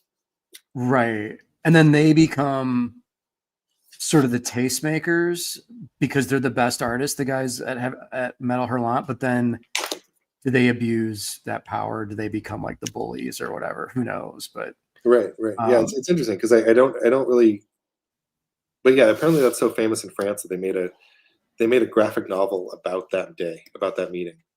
Oh shit! Okay. It changed comics, and that's something that I'd really love to see translated over here. But yeah, I just don't know enough about it, but it is really interesting kind of seeing the like guts of how, because we know how messy American comics are. We can just talk about inside baseball of it and everything, but I feel like one of the appeals of manga and European comics for me is always like it feels like it's pure art, and they're not caught up in all of the messy politics and everything that we get over here. Right. But I think the reality is that just we get to look at it without that stuff. Dude, I like that. Metal Hurlant, one of the only Americans they invited in, Richard Corbin. Well, Richard Corbin and Matt Howarth were the two guys. There you go. Yeah. Corbin is a unique animal. That reminds me. I was going to tell. I don't know if I've told this story a lot before, and I hope he's okay telling me. But John Arcudi, fantastic comic book writer, wrote BPRD, and yes, so many other. I'm trying to think of his big muscular character. Major Bummer. So John Arcudi I used to hang out with him a lot, and I lived in Portland too. And when he was younger and lived in New York, he worked at a video store, and Miles Davis used to call him for horror movie recommendations. Oh, right. I remember hearing that actually. Yeah, that's Yeah. crazy. And he said that every time he would ask John for he'd ask John to send over horror movies, and he would always say like, and can the delivery guy stop and get some ice cream too? That's so funny. I remember at one point John was like, I think this ice cream that did him in. But yeah, Oh, I weird, love man. the idea of that kind of cross pollination of like this, like one of my favorite writers in comics on the phone with Miles Davis. Yeah, I had some of those lunches with Arcudi when I lived in Portland. He is a fascinating guy. Yeah, I really Interesting dude. He's, seen it all, been there, done that, and yeah. Shout out to John. Like Steve Ditko and guys like that. Yes. He's got to have stories, man. Yeah, he's got a lot of good stories. I should mention I'm drawing Natalie on the Akira bike here, or kind of a approximation of it. It's on her shoe. Oh, beautiful. That's sick. That's so Dude, nice. can you hold the drawing up just closer to the camera just for a second, just so we can see the full? There we go. There we go. I'm That's drawing these beautiful. legs too small, but here we are. So good, man. From that perspective, it looks fine though. Okay, I'm gonna tilt it. With that weird Dilbert that creeper guy. Horrible monstrosity. Yeah, lately I feel like in recent years, kind of, I've leaned more into like Manara has like become more of a recent fascination for me, and part of it is I got to hang out with Manara a little bit, and that really impacted me. Yes. Yeah. Shawn and I met him in 2023 at in Italy, in Lake Como. Sorry, my mind is drawing a blank, but the Como Art Festival, we met, and it was a blast talking to him, dude. He barely knew what we were talking about, but we just kind of bum rushed him at the opening ceremony party and got a photo with him. Nice. And him and Liberatore were together. Oh yeah, I love that they're a crew. It was so crazy. It was awesome. Thanks. At some point, I want to dig through some of the. I've got so many weird comics here that we have things to discuss. What are you looking at? I have lots of old stuff. Oh shit! Ironwood. Ironwood, Bill Willingham. Yeah. I can show the cover of this Dimitri book here. I got this Dimitri book. I can't show the cover of. Oh, for real? Is it? I dug out some of my grandfather's work. Oh, no shit. Yeah, so my grandpa is a pinup artist. Yes. Yeah. I don't think I've never seen his work. This is amazing. Yeah, so my mom and her siblings got together recently and reprinted this book recently. Wow. Yeah. So it's funny, whenever my mom will get a little like, I don't know about you doing these spicy comics. I'm always like, talk to your dad, So wait, this whole book is all of his illustrations? Yeah, exactly. Holy shit, man. He's really good. And when did he pass? When I was a baby, so I never knew him. Oh, damn. Okay. But it was interesting. So apparently he lived in Chicago, and the artist Petty lived there too. Like the famous Petty girls. And my mom would talk about how he complained that Petty stuff was a little too risque. And recently I got to talk to the artist Olivia, the woman who does fantastic stuff for Playboy. Oh yeah. Yeah. And she was talking about how when she was just starting out, she got to meet Petty. And so I was like, oh, my grandfather complained about him. That's so cool. I got some. Oh, right. Here. Wow. Whose stuff is that? The girl? Richard Moore. Do you know his work? I feel like I know that cover. I'm not sure. Some Serpieri. Dude, the Druna. Like Antarctic Press stuff and adult comics and all. Boneyard, I think, was his big book. Short Strokes. Dave Crosland in the chat says spicy lady art is in Brandon's blood. yeah, you can't. Oh, the goat. Oh yeah, dude! I just found the individual issues of that this year at a convention, and bought them all. I think that's some of the best porn comics I've ever seen. Yeah, I mean, Frank I feel like this is our American Manara. Yeah, Frank Thorne is the fucking man. Yeah. So good. And he wrote, penciled, inked, lettered, and usually colored all of his own work. see if I can find a page I can show, because this is such It gets pretty smutty, but beautiful. Yeah, I'm like none of these pages. It's got a guy who's got a dick that comes out of his mouth. yes, yeah. There's like a demonic. But, dick read this one? monster. Whose stuff is that? It's Daniel Friedman wrote it, and Robert Samlin did it. This is one of my favorite books that came out in the last couple of years, and I feel like it didn't get enough attention. It's just this amazing motorcycle revenge book. That looks fantastic. I need to make a note of that. I wrote a question. I wrote a bunch of questions for them for a new reprint of this. Damn, that looks awesome, man. Who published that? Is that Dark Horse? Yeah. Wow. Something I thought would be interesting to talk about here too is the Ghost in the Shell. Yes. So there's the 2 pages. I'll show the non-spicy version of it. Shiro, we love him. Yeah. So there's this sequence here where in the Japanese edition there's 2 very pornographic sex scene pages that in the art they actually redraw 1 panel for. No shit. Yeah, it's really, I don't know if I can show any of this on here, but yeah, it's like it gets pretty intense. That's crazy. Yeah, and it was a whole thing for the Dark Horse guys, because there's like they want to publish Ghost in the Shell. It's a classic, but like just having 2 pages that are that, it's something I've been struggling with, because I want to put like, you know, normal human sexuality in a book, but it's like as soon as you have a sex scene in a book, if you draw everything, it's like changes who can buy it. Right. And also it changes the intent too. Like if you buy a book, you know, if like you bought Iron Devil and it had like no sex scenes in it, you'd be like, what the hell? I ripped off. Yeah. The funny thing about this is I don't think they changed the translation that much.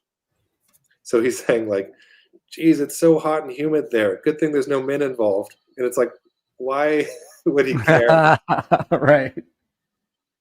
Shit, man. I'm actually going to Japan next week. Nice. And I might need to just buy the Ghost in the Shell Japanese edition. Yeah, I highly recommend it. If you have Intron Depot, he shows one of the pages in there too. Okay. Good to know. And I pulled aside just to show off tonight Splatter from Tim Vigil Studio, Verotica, published by Glenn Danzig. These are some recent. Some recent, some not. You know, the kayfabe guys really champion Tim Vigil in a way that I really appreciate it. They really kind of got the conversation. Mean Bitch Thrills. Nice. Spain. Some 50 Cent underground. My dad apparently went to Spain's apartment once with a friend of his and tried to meet him, but didn't get a chance to. Oh shit! I always like the idea of like my dad was like trying to hunt down Spain Rodriguez. This is John Wayshak. This is not supposed to be in here, but shout out to John anyway. Incredible cover. Look at that thing. More Spain, Subvert.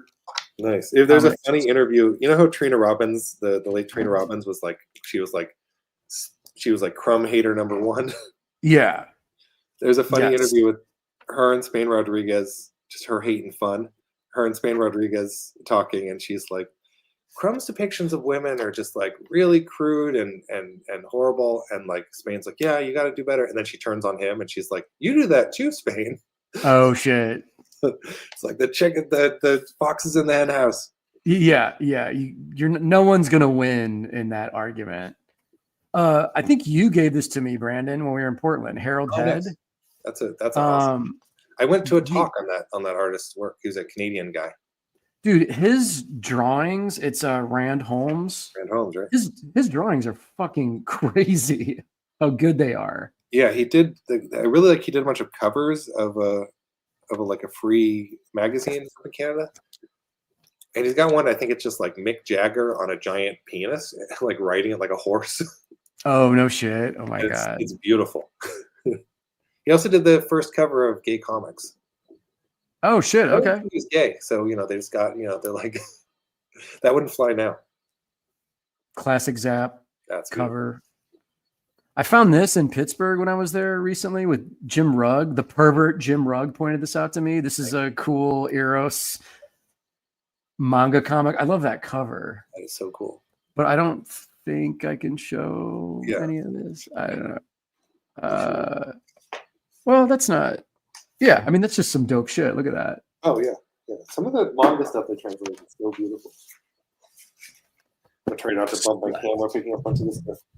And then I want to show some of your art book real quick, Brandon. Royal Boiler, you guys. Grab it off the interwebs. Look at these colors, man. Oh, King City. Beautiful stuff, dude. How did you curate putting, because that's the pressure of I've done a couple different art books, but I want to do a new one. But I've waited so long since the last one. I have enough material for probably 7 art books. So how do you choose what you're going to put in your ultimate art book? The way that I organize weird projects like that always is I have to just make a bunch of folders on my computer and throw things in it and then slowly chip away at stuff. Oh, that multiple words cover is really fun to do. I pulled that. That's a Chinese calendar. I pulled out of a garbage can and just scanned it and started adding to it. Yeah. I really like doing I love it. So yeah, a lot of it was like, what do I have? What can I?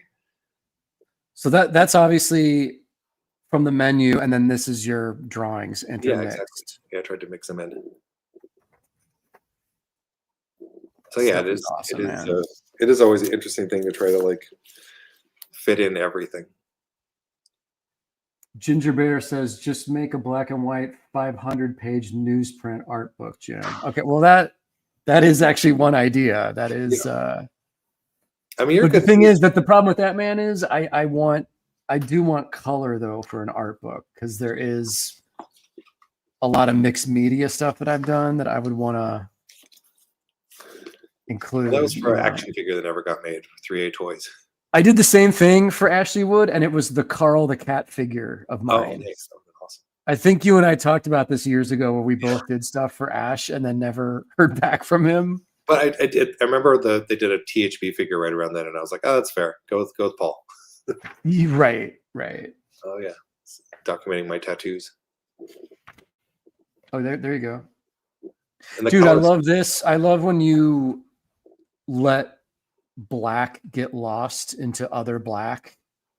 You know, this is like a tricky thing to do, but instead of having like the white edge, the white halo around this, you've always done this with your style where you kind of have to figure out the shapes to pull this off, but your eye knows that these are shoelaces. And yeah, she's wearing it's like a bit of a magic trick. And it's interesting too, because even in the back, I'm doing the halo because I try to fight it's like, you know, like on the elephant, you can see the one line in there where I'm like letting the white bleed in.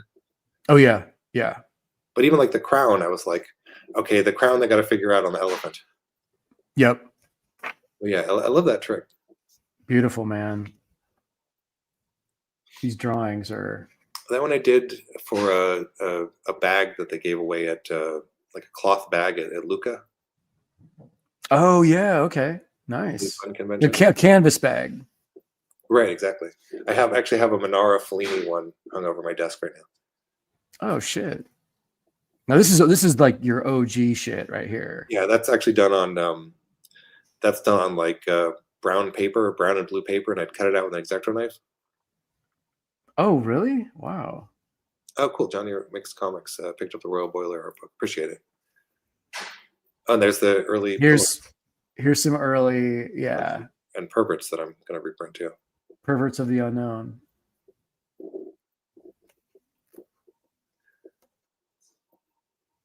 Like this, just the amount of white space that's happening here. Oh, thanks. Yeah, it's good to try to leaving things alone is as hard as drawing sometimes, huh? This was the cover. Oh, Escalator. I have this too. I just couldn't find it. I'm gonna reprint that. That's one of the crowdfund plans is to reprint all my short stories. That would be fun just to redraw that same drawing with better skills and then some profit stuff. This one's got like some real cartooniness going on in it. I feel like this was kind of a particular phase of yours, maybe. Yeah, I think like I Right? just seen Furry Curry. That was just like Yes. yes, deep into that.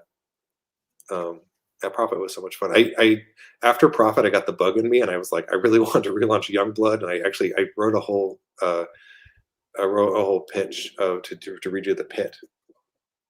Oh, right. I remember you talking about Yeah, that. as me and Andy Bellinger were talking about that. And then you guys, Brandon edited the Island anthology at Image. Was that collected, or can you just? Some of them were collected. Unfortunately, not all of them were. And some of my favorite stuff in there wasn't collected. But it might be something I nudged. Keep putting up an image. There's one like Simon Roy's. What's Simon Roy's story in there called? It was about Habitat. Simon Roy's Habitat was really fantastic. And there's a book called Land of Tao, which is one of my favorite things Image has ever published. It was like a silent comic. Mm-hmm. Dude, this drawing right here is so elegant. Like it's just so the line delineation and the hair. It's like when you just see the black and white, it looks deceptively simple. But when you add your colors and you put your color palette on your own stuff, these things really come to life. Oh, thanks. I was an old multiple warheads ad. Oh yeah, and I like to document what I do. So it was like all the food that I eat. That's awesome. Yeah, this is where doing your own lettering really comes in handy. Yeah. Oh, and for a while I did in Image used to put out a magazine called Image Plus, and I would do these little. Yes. Dude, I love this drawing of Ripley. Look at that. Love that. And the little Ewok. Yeah, that whole comment about how Ewoks 2 and Alien 3 both kind of betray the reader or the viewer when you're watching it by killing a bunch of the characters in the start of the movie.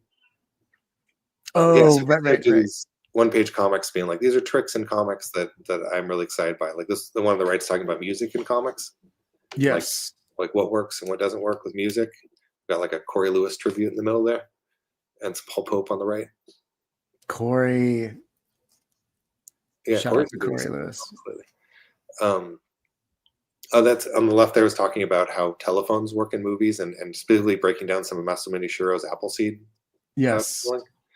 There's some stuff in comics that like I feel like we can do our whole life doing comics, and then you see someone doing something, and you're like, this person's a genius, and I didn't even notice it. I didn't realize how hard and impressive it was.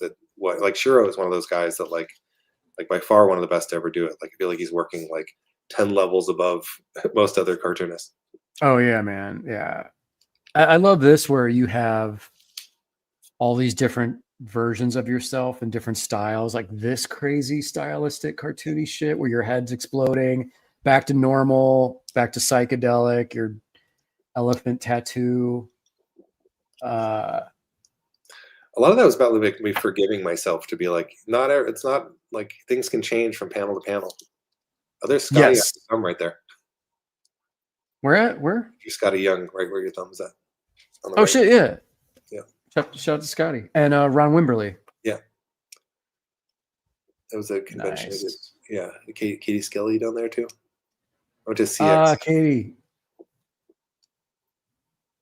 She's a great cartoonist. Yeah, I talked to her recently. Is she still doing stuff for Fantagraphics? Yeah, I think she's probably Fantagraphics for life. That was just about Rumiko Takahashi. Dude, this is awesome. Look at that. That's so badass.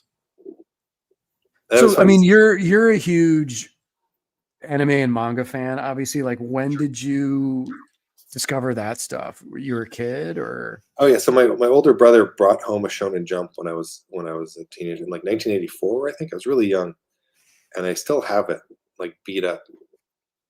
And it was really, really formative. I remember Dragon Ball was in there, and it was a Dragon Ball chapter that is Goku fighting a demon on stone tongues of demons that are each, and the stone demons are each sitting on toilets, and there's a giant stone roll of toilet paper.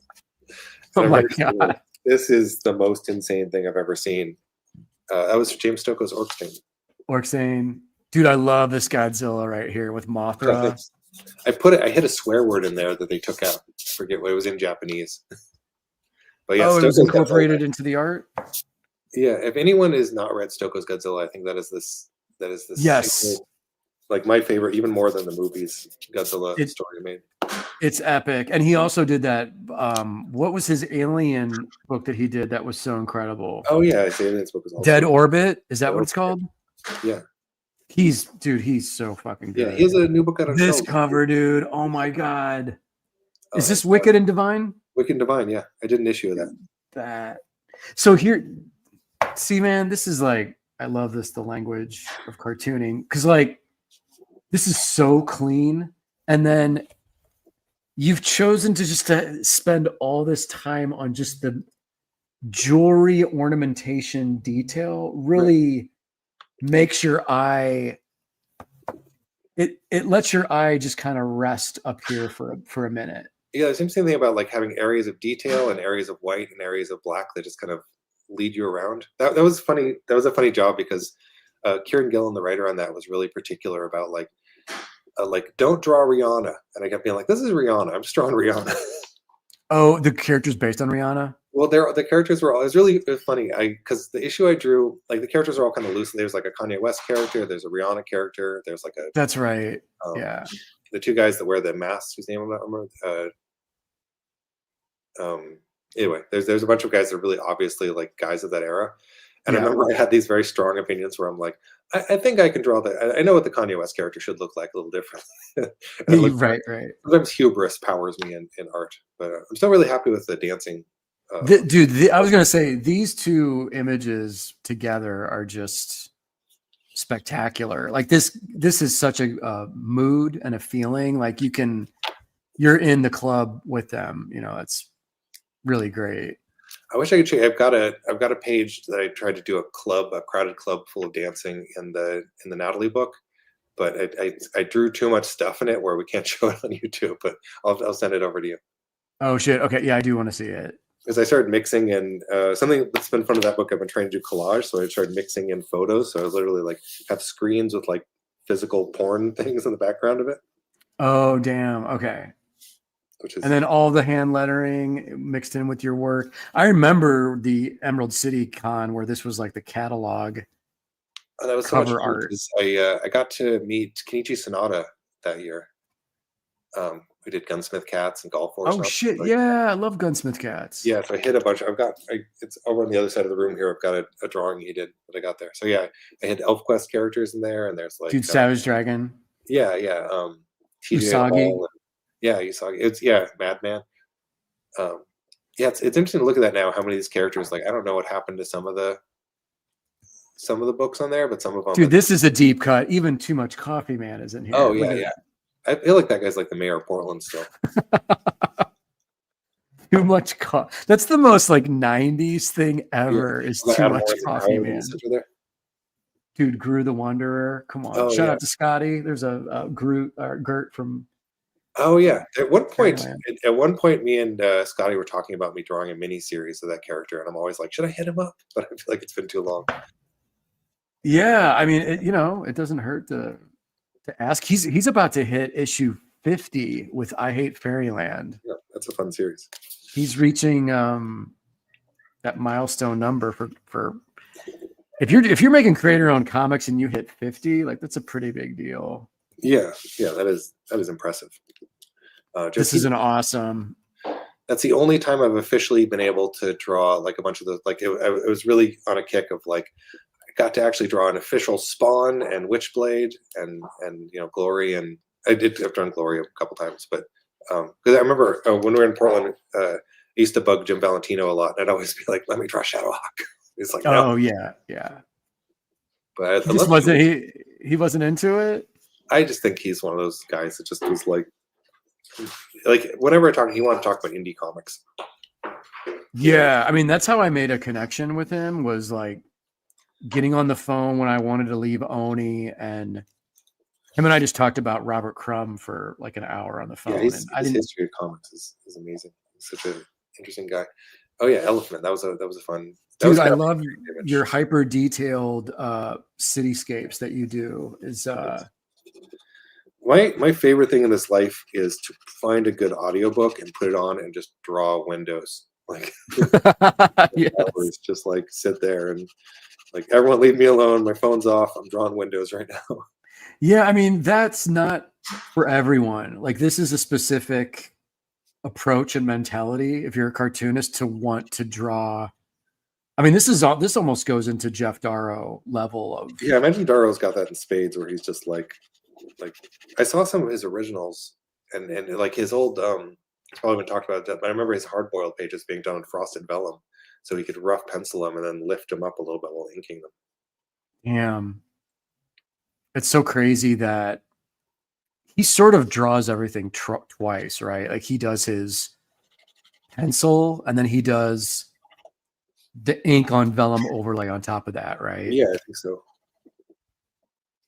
Oh yeah, some Fucking image covers. crazy. I got really into the idea of like when I was doing a variant cover, I would just try to find a panel in that issue I was doing and embellish it. And that's the Copperhead one. I had a lot of fun with that. I was like, I'm gonna draw a train. You know? That's awesome. Again, man, your color selections, just having the shadow over here, like that decision making,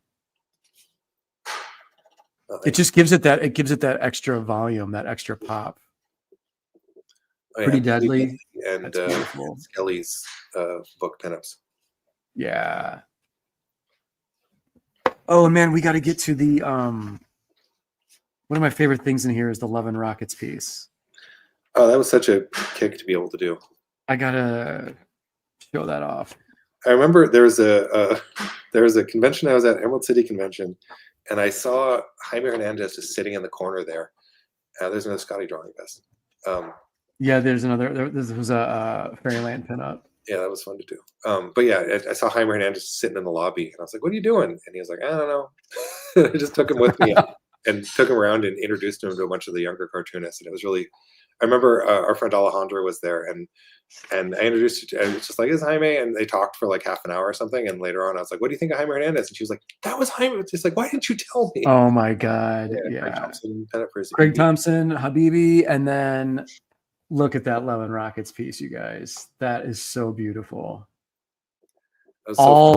Dude, just the decision to like, how much time is this logo going to take? Oh, you got to do the logos. Like, that's a big, like, it's, I get bummed out when I'm like, I'm doing a cover for you. Can I do the logo? And they're like, no, we'll do the logo. And I'm like, oh, it's fine.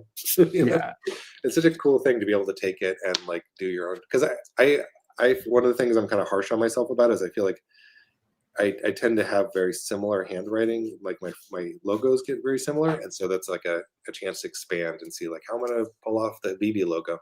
Right. Yeah, because Craig has a very specific script and lettering style in that book throughout the book. You know, it's such a beautiful book.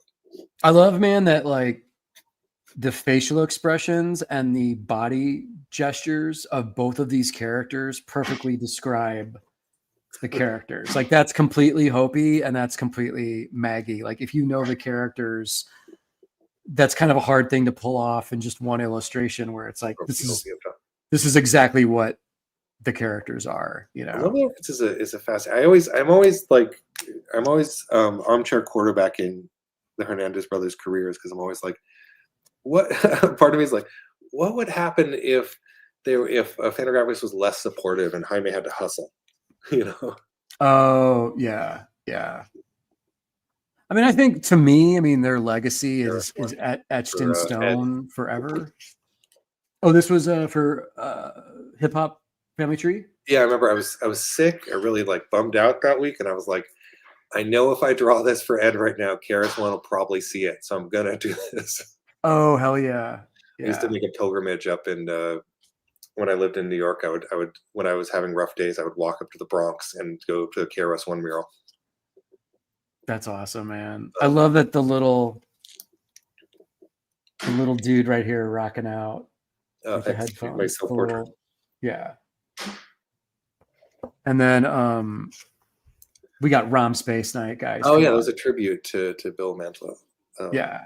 Yeah, Rom's a fantastic weird book. Book. Dude, this art book has everything, including Rom Space Night. And there's Biggie on the left. That was a fun one. I did that for It was all a dream. I used to read Word Up magazine. Yeah, and he's got Ronma 1/2 pajamas. Fucking awesome, man. I just found out that my wife does not know Andy Cap from the comics. She just knows him from the chips that you get in like mini marts. She didn't know. She's how old's Casey? She's like 35 now. Okay. I guess Andy Cap is a pretty specific era of. That is true. So this man is it like feels like a more delicate line? Is this pencil? Oh yeah, that's just darkened. Yeah, that was a pinup I did for Rich Tomaso. His work is fantastic. Yeah. There's a lot of that is just doing pencil stuff because I've done a couple comics in pencil. Yes. So there's a pinup for Corey Lewis on the right. When did you and Casey get married? Oh, I kind of say wife, but for tax reasons, we're not like officially yet, but soon. Okay, tell her I said hi, man. I miss seeing you guys. This is Buddy Bradley. That's awesome, man. Oh, it's so fun to get to. That was on a T-shirt too. And then, dude, I forgot about this that you did this because Star Clipper. I'm from St. Louis, and Star Clipper was one of the best comic shops, in the Midwest. And it's disappointing they wound up closing down a couple years ago. But yeah, I don't know if they ended up using that image, but it was a blast to draw. But I love this because it's got like the cardinal is the St. Louis. It's like the state bird, and you got the arch in there, and it's just a cool tribute. Great piece, man. Thanks. And then this is something. Oh yeah, that was my ex-wife Marion Churchland and me collaborating. Yes. Okay. So this is Marion. This is you, obviously. Yeah, exactly. Yeah, her work's fantastic. What is this from? I think it was for one of those. If I remember, it was like one of the image books they would put out. That was like here's a bunch of pinups to give out at a convention. Oh shit. Okay. But yeah, we did one book called Arclight together that I'm so really proud of. Nice, man. And that one. This one is Adam Warren, and Simon Roy all collaborating. God damn. I mean, you one look at that. That's Adam Warren for sure. Yeah. You can't mistake. Yeah, Adam Warren's still like one of my like top 5 cartoonists ever. I think. It's funny, man. You were always championing Dirty Pair, and I mean, I always knew Dirty Pair was great. And then, just like last year, I found, is it 3 or 4 miniseries that he did, the original black and white ones? I think that's right. Yeah. Dude, I found all of them for like $1 each at this comic swap thing out here in Kansas City. I bought all of them, even though I think I have some of the trades. Seeing those books, it made me realize like he is so fucking good. I always knew he was great, but even his early work, the amount of effort and time he was putting into those books, I was like, Brennan was right. Adam Warren is like one of the fucking greatest cartoonists. Yeah, no, he is ever. I'm gonna oh, there's a Alejandro there. I'm gonna mess up my thing here, but let me grab something off the wall here because I think it's worth showing up. Oh sure. Shout out to Alejandra modeling the Ink Studs t-shirt. Hopefully my camera still lines up. Oh yeah, my Yellow Wolf thing that. Yeah, so I have some Adam Warren originals hung up on my wall. Oh shit! In the back, he's got a little. Yeah, so he would pencil the Dirty Pair ones like this big and then blow them up to 11 by 17. Like this is on vellum. Dude, that's fucking awesome. Detail this stuff, and like he was looking at Shiro and being like, how do I do what he can do? So it's like this reverse engineered American manga that I really like. It feels really unique, I think. Wow, that is gorgeous. Yeah, so this is over my desk all the time because I'm like, this is what a finished page looks like. Try to keep up, That is nuts. That's amazing. Did he give that to you? Yeah, I think he gave me this one, and this one I bought off him. But I got to work with him once. I did one issue of his Empowered. And yes. I did a fun thing with it where I went back to his first Dirty Pair series, and I literally drew every background character that he had drawn in the first issue of Dirty Pair as the background characters in the Empowered issue. It's like the most nerdy fan art. Oh, that's amazing, man. That's awesome. This is some sketchbooky type stuff. There's Ziggy again. You got to have Ziggy. Yeah, it's really funny. So when that book was being printed, I went straight letter of Diamond Commerce Distribution Law. Like, I'm not going to do anything in here that's going to get this book in trouble. So every time there was anything slightly too spicy, I would like cover it up with like a photo of a soap bottle or something. And man, I love your the version of you as a cartoon just eventually became this like creature, this guy with the tail. Yeah, I started drawing basically how I felt more than how I looked, I guess. and yeah, it was really kind of therapy. Like my Surviving on Mars book, a lot of it. Oh, that's a job I did for Kanye West. Oh, right. You get to talk to Kanye on the phone, right? Yeah, he would call me up and talk to me about a hero. It's like when I had I had a phone call with MF Doom. Oh, cool. To possibly, my buddy Miles and I were possibly going to make a music video for him, and his record label contacted us and saw a video we made for Zine. Remember Zine? Oh, yeah. So long story short, but we did have a chat with him, and it was very, very interesting. Did it sound like him? Yeah, I mean, he was an eccentric dude, but it was also like, wow, we just had a phone chat with MF Doom, and then it turned out the record label did not have a fraction of the money that would be needed to make the video. It's like, you guys, you want animation? This is what it costs, right? And it was Lex Records out of the UK. This is when MF Doom got stuck in the UK with he had like a visa issue. Oh, how long was he over there? A couple of years, man. It was weird. It was when he did the record Born Like This, Born Into This, or whatever. And I guess he had dual citizenship. Like, he was technically born Interesting in the UK and then moved to New York when he was a kid. Oh, like Slick Rick, huh? Yeah. Dude, I love the variety of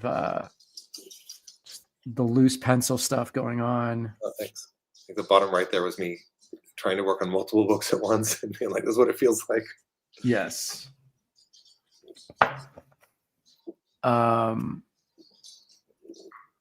So much good stuff, man. I'm passing up. It's funny. It wasn't porn stuff, but it was like, oh, there's something. Oh, there's Rob Liefeld's house that he was passed up, where he has a life-size Badrock in his garage. Oh, wait, where was that? Oh, yes. Yeah, it's me and Simon Roy and Rob and Badrock. Oh, yeah. I like that you got the Liefeld yeah. signature in here. A little signature banner. Some respect on that man's name. And then, man, I wanted to, before we get out of here, Moonray, is this still available? Because these comics are so awesome and crazy. You started working in video games for a bit. Are you still with the company? It's interesting. I mean, I'm not working on it right now, but the game is still being worked on, because basically they hired me and Farrell Dalrymple and Shosho Penelta basically early on in developing this game, and they were like, we don't really have a world for it yet, so if you do a story to kind of flesh out the world. So I was just going off a couple of video game trailers they made to start it, and it's all about these characters made out of this clay material, this like living clay made Mium. It's basically like post-humans being made out of this stuff. Wow. And they basically were building the game around the comics. And so, the first two ones are out, and I finished the third one, and the fourth volume I've done 100 pages of. And basically the diamond distribution blew up right when that was the middle of book 4. Yes. Let's put this on pause.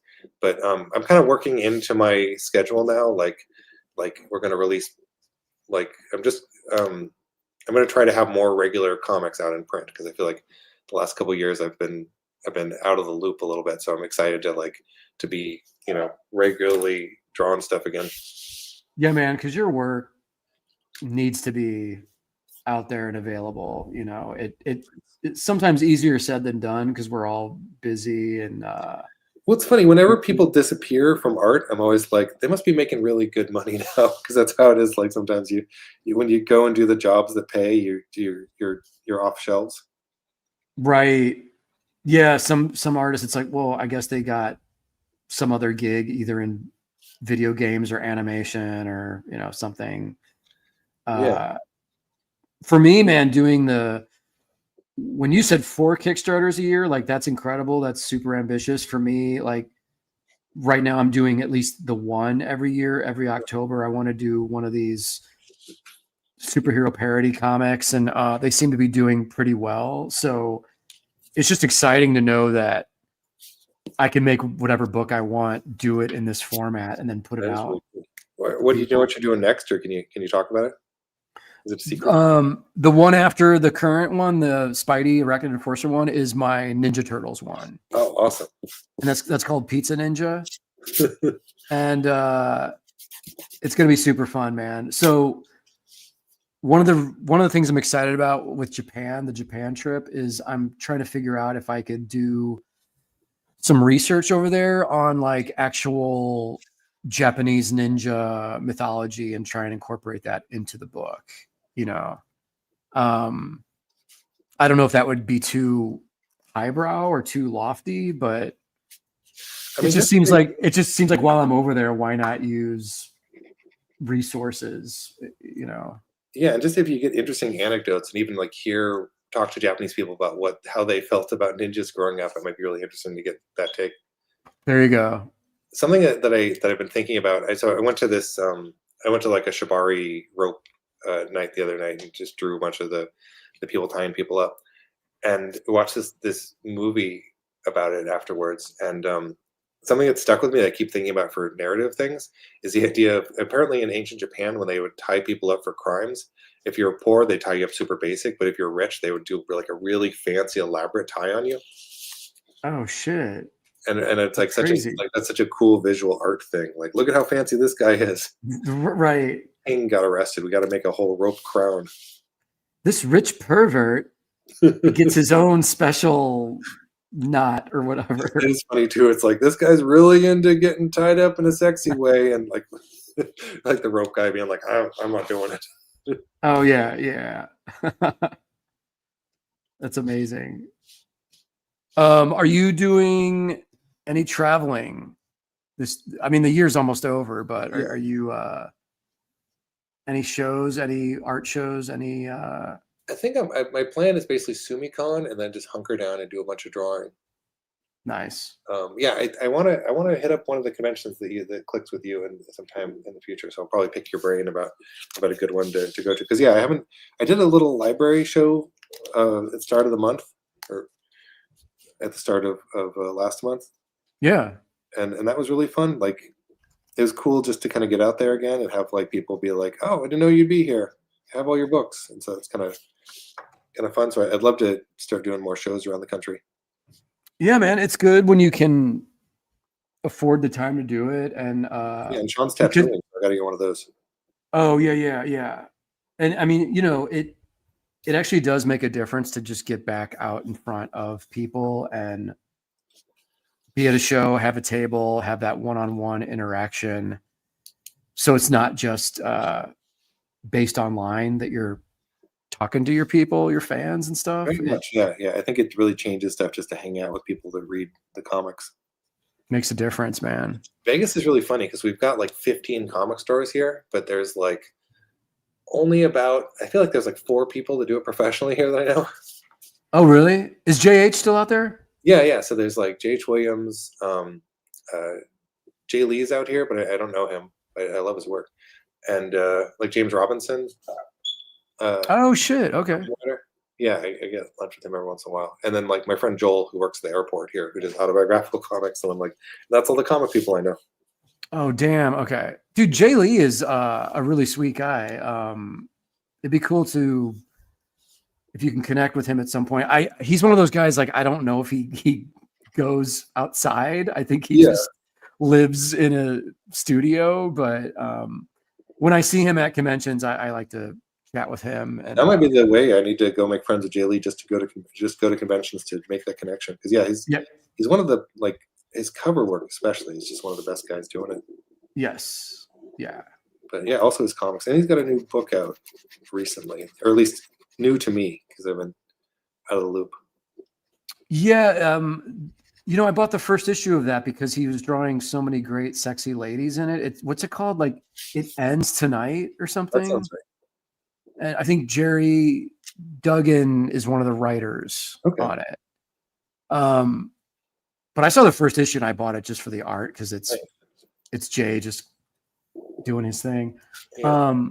I just realized we hit the 2-hour mark.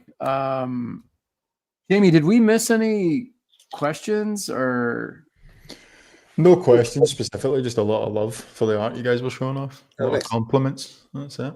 Awesome, man. This show flew by, Brandon. So yeah, you warned me ahead of time, and I'm like, you still got a stack of comics to show you, but next time. Definitely you got to come back, dude, because we still have a lot of stuff to discuss. And Shawn wants to be on the show with you. I mean, that's obvious. So thank you. Anna here. I had shoe. I wrote shoe on the shoe. Nice. Shoe like SHOO, like shoe fly. Oh, that's good. Get out of here. I don't know what the Cura things mean. Like I know there's Canon on there, and his bike has like left the Y off of Ziggy. There's like does he have like a star? Oh, you got the star. Yeah, so I made it kind of a American Eagle. I've been drawing berets on everything lately. Yeah, that looks awesome. Jay Lee is bringing Hellshock back. Interesting. I just read Hellshock for the first time recently. It's I'll be honest, it's not my favorite thing of his. I mean, he wasn't quite Jay Lee then, It was because I like the really raw Bisley Sienkiewicz inspired Jay Lee when he was working on Namor and Wildcats trilogy. What's it called? Yeah. When he was just like was crazy spattery Jay Lee, or early 90s, Yeah. I didn't realize he has a bunch of Paul Pope in his style, which I didn't realize until recently. Yeah, the newer work. Yeah. And Pope's coming back with 2 THP collections, which is exciting.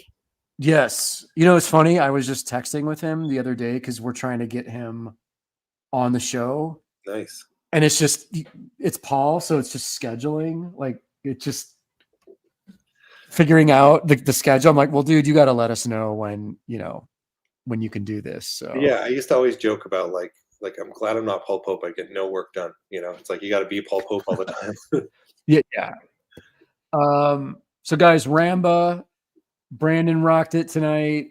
Thank you guys for joining us. Thank you, Brandon, for being here, man. Can you tell people where to follow you online? Yeah, I mean, mostly Instagram, Royal Brandon, and I have a Patreon that people can look up for Brandon Graham.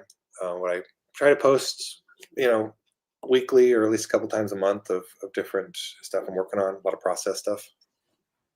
Nice. Shawn is posting your IG on the show right there in the chat. Thanks, Shawn. Feel better, dude. Shawn, if people start sending you drawings of jet skis, just go with it, buddy. Just go with it. No, he's got to lean into it. He's got to be the jet ski Shawn now. It's like, you remember when there's Hollywood Hulk Hogan? Yes. Yes. Oh my God. Okay, on that note, before we start talking about like Thunder in Paradise and Hulk Hogan, this is a jet ski, just so you know. We got to wrap this up. Brandon, you're the shit. I'm glad you came on, dude. It was so good catching up with you. Jesse, Jamie Wood, thank you. And we will see you guys December 17th because I'm out of here for a couple weeks. Brandon, stay on the line and we'll end the show. Totally. Thanks, dudes. Yeah, thanks for watching.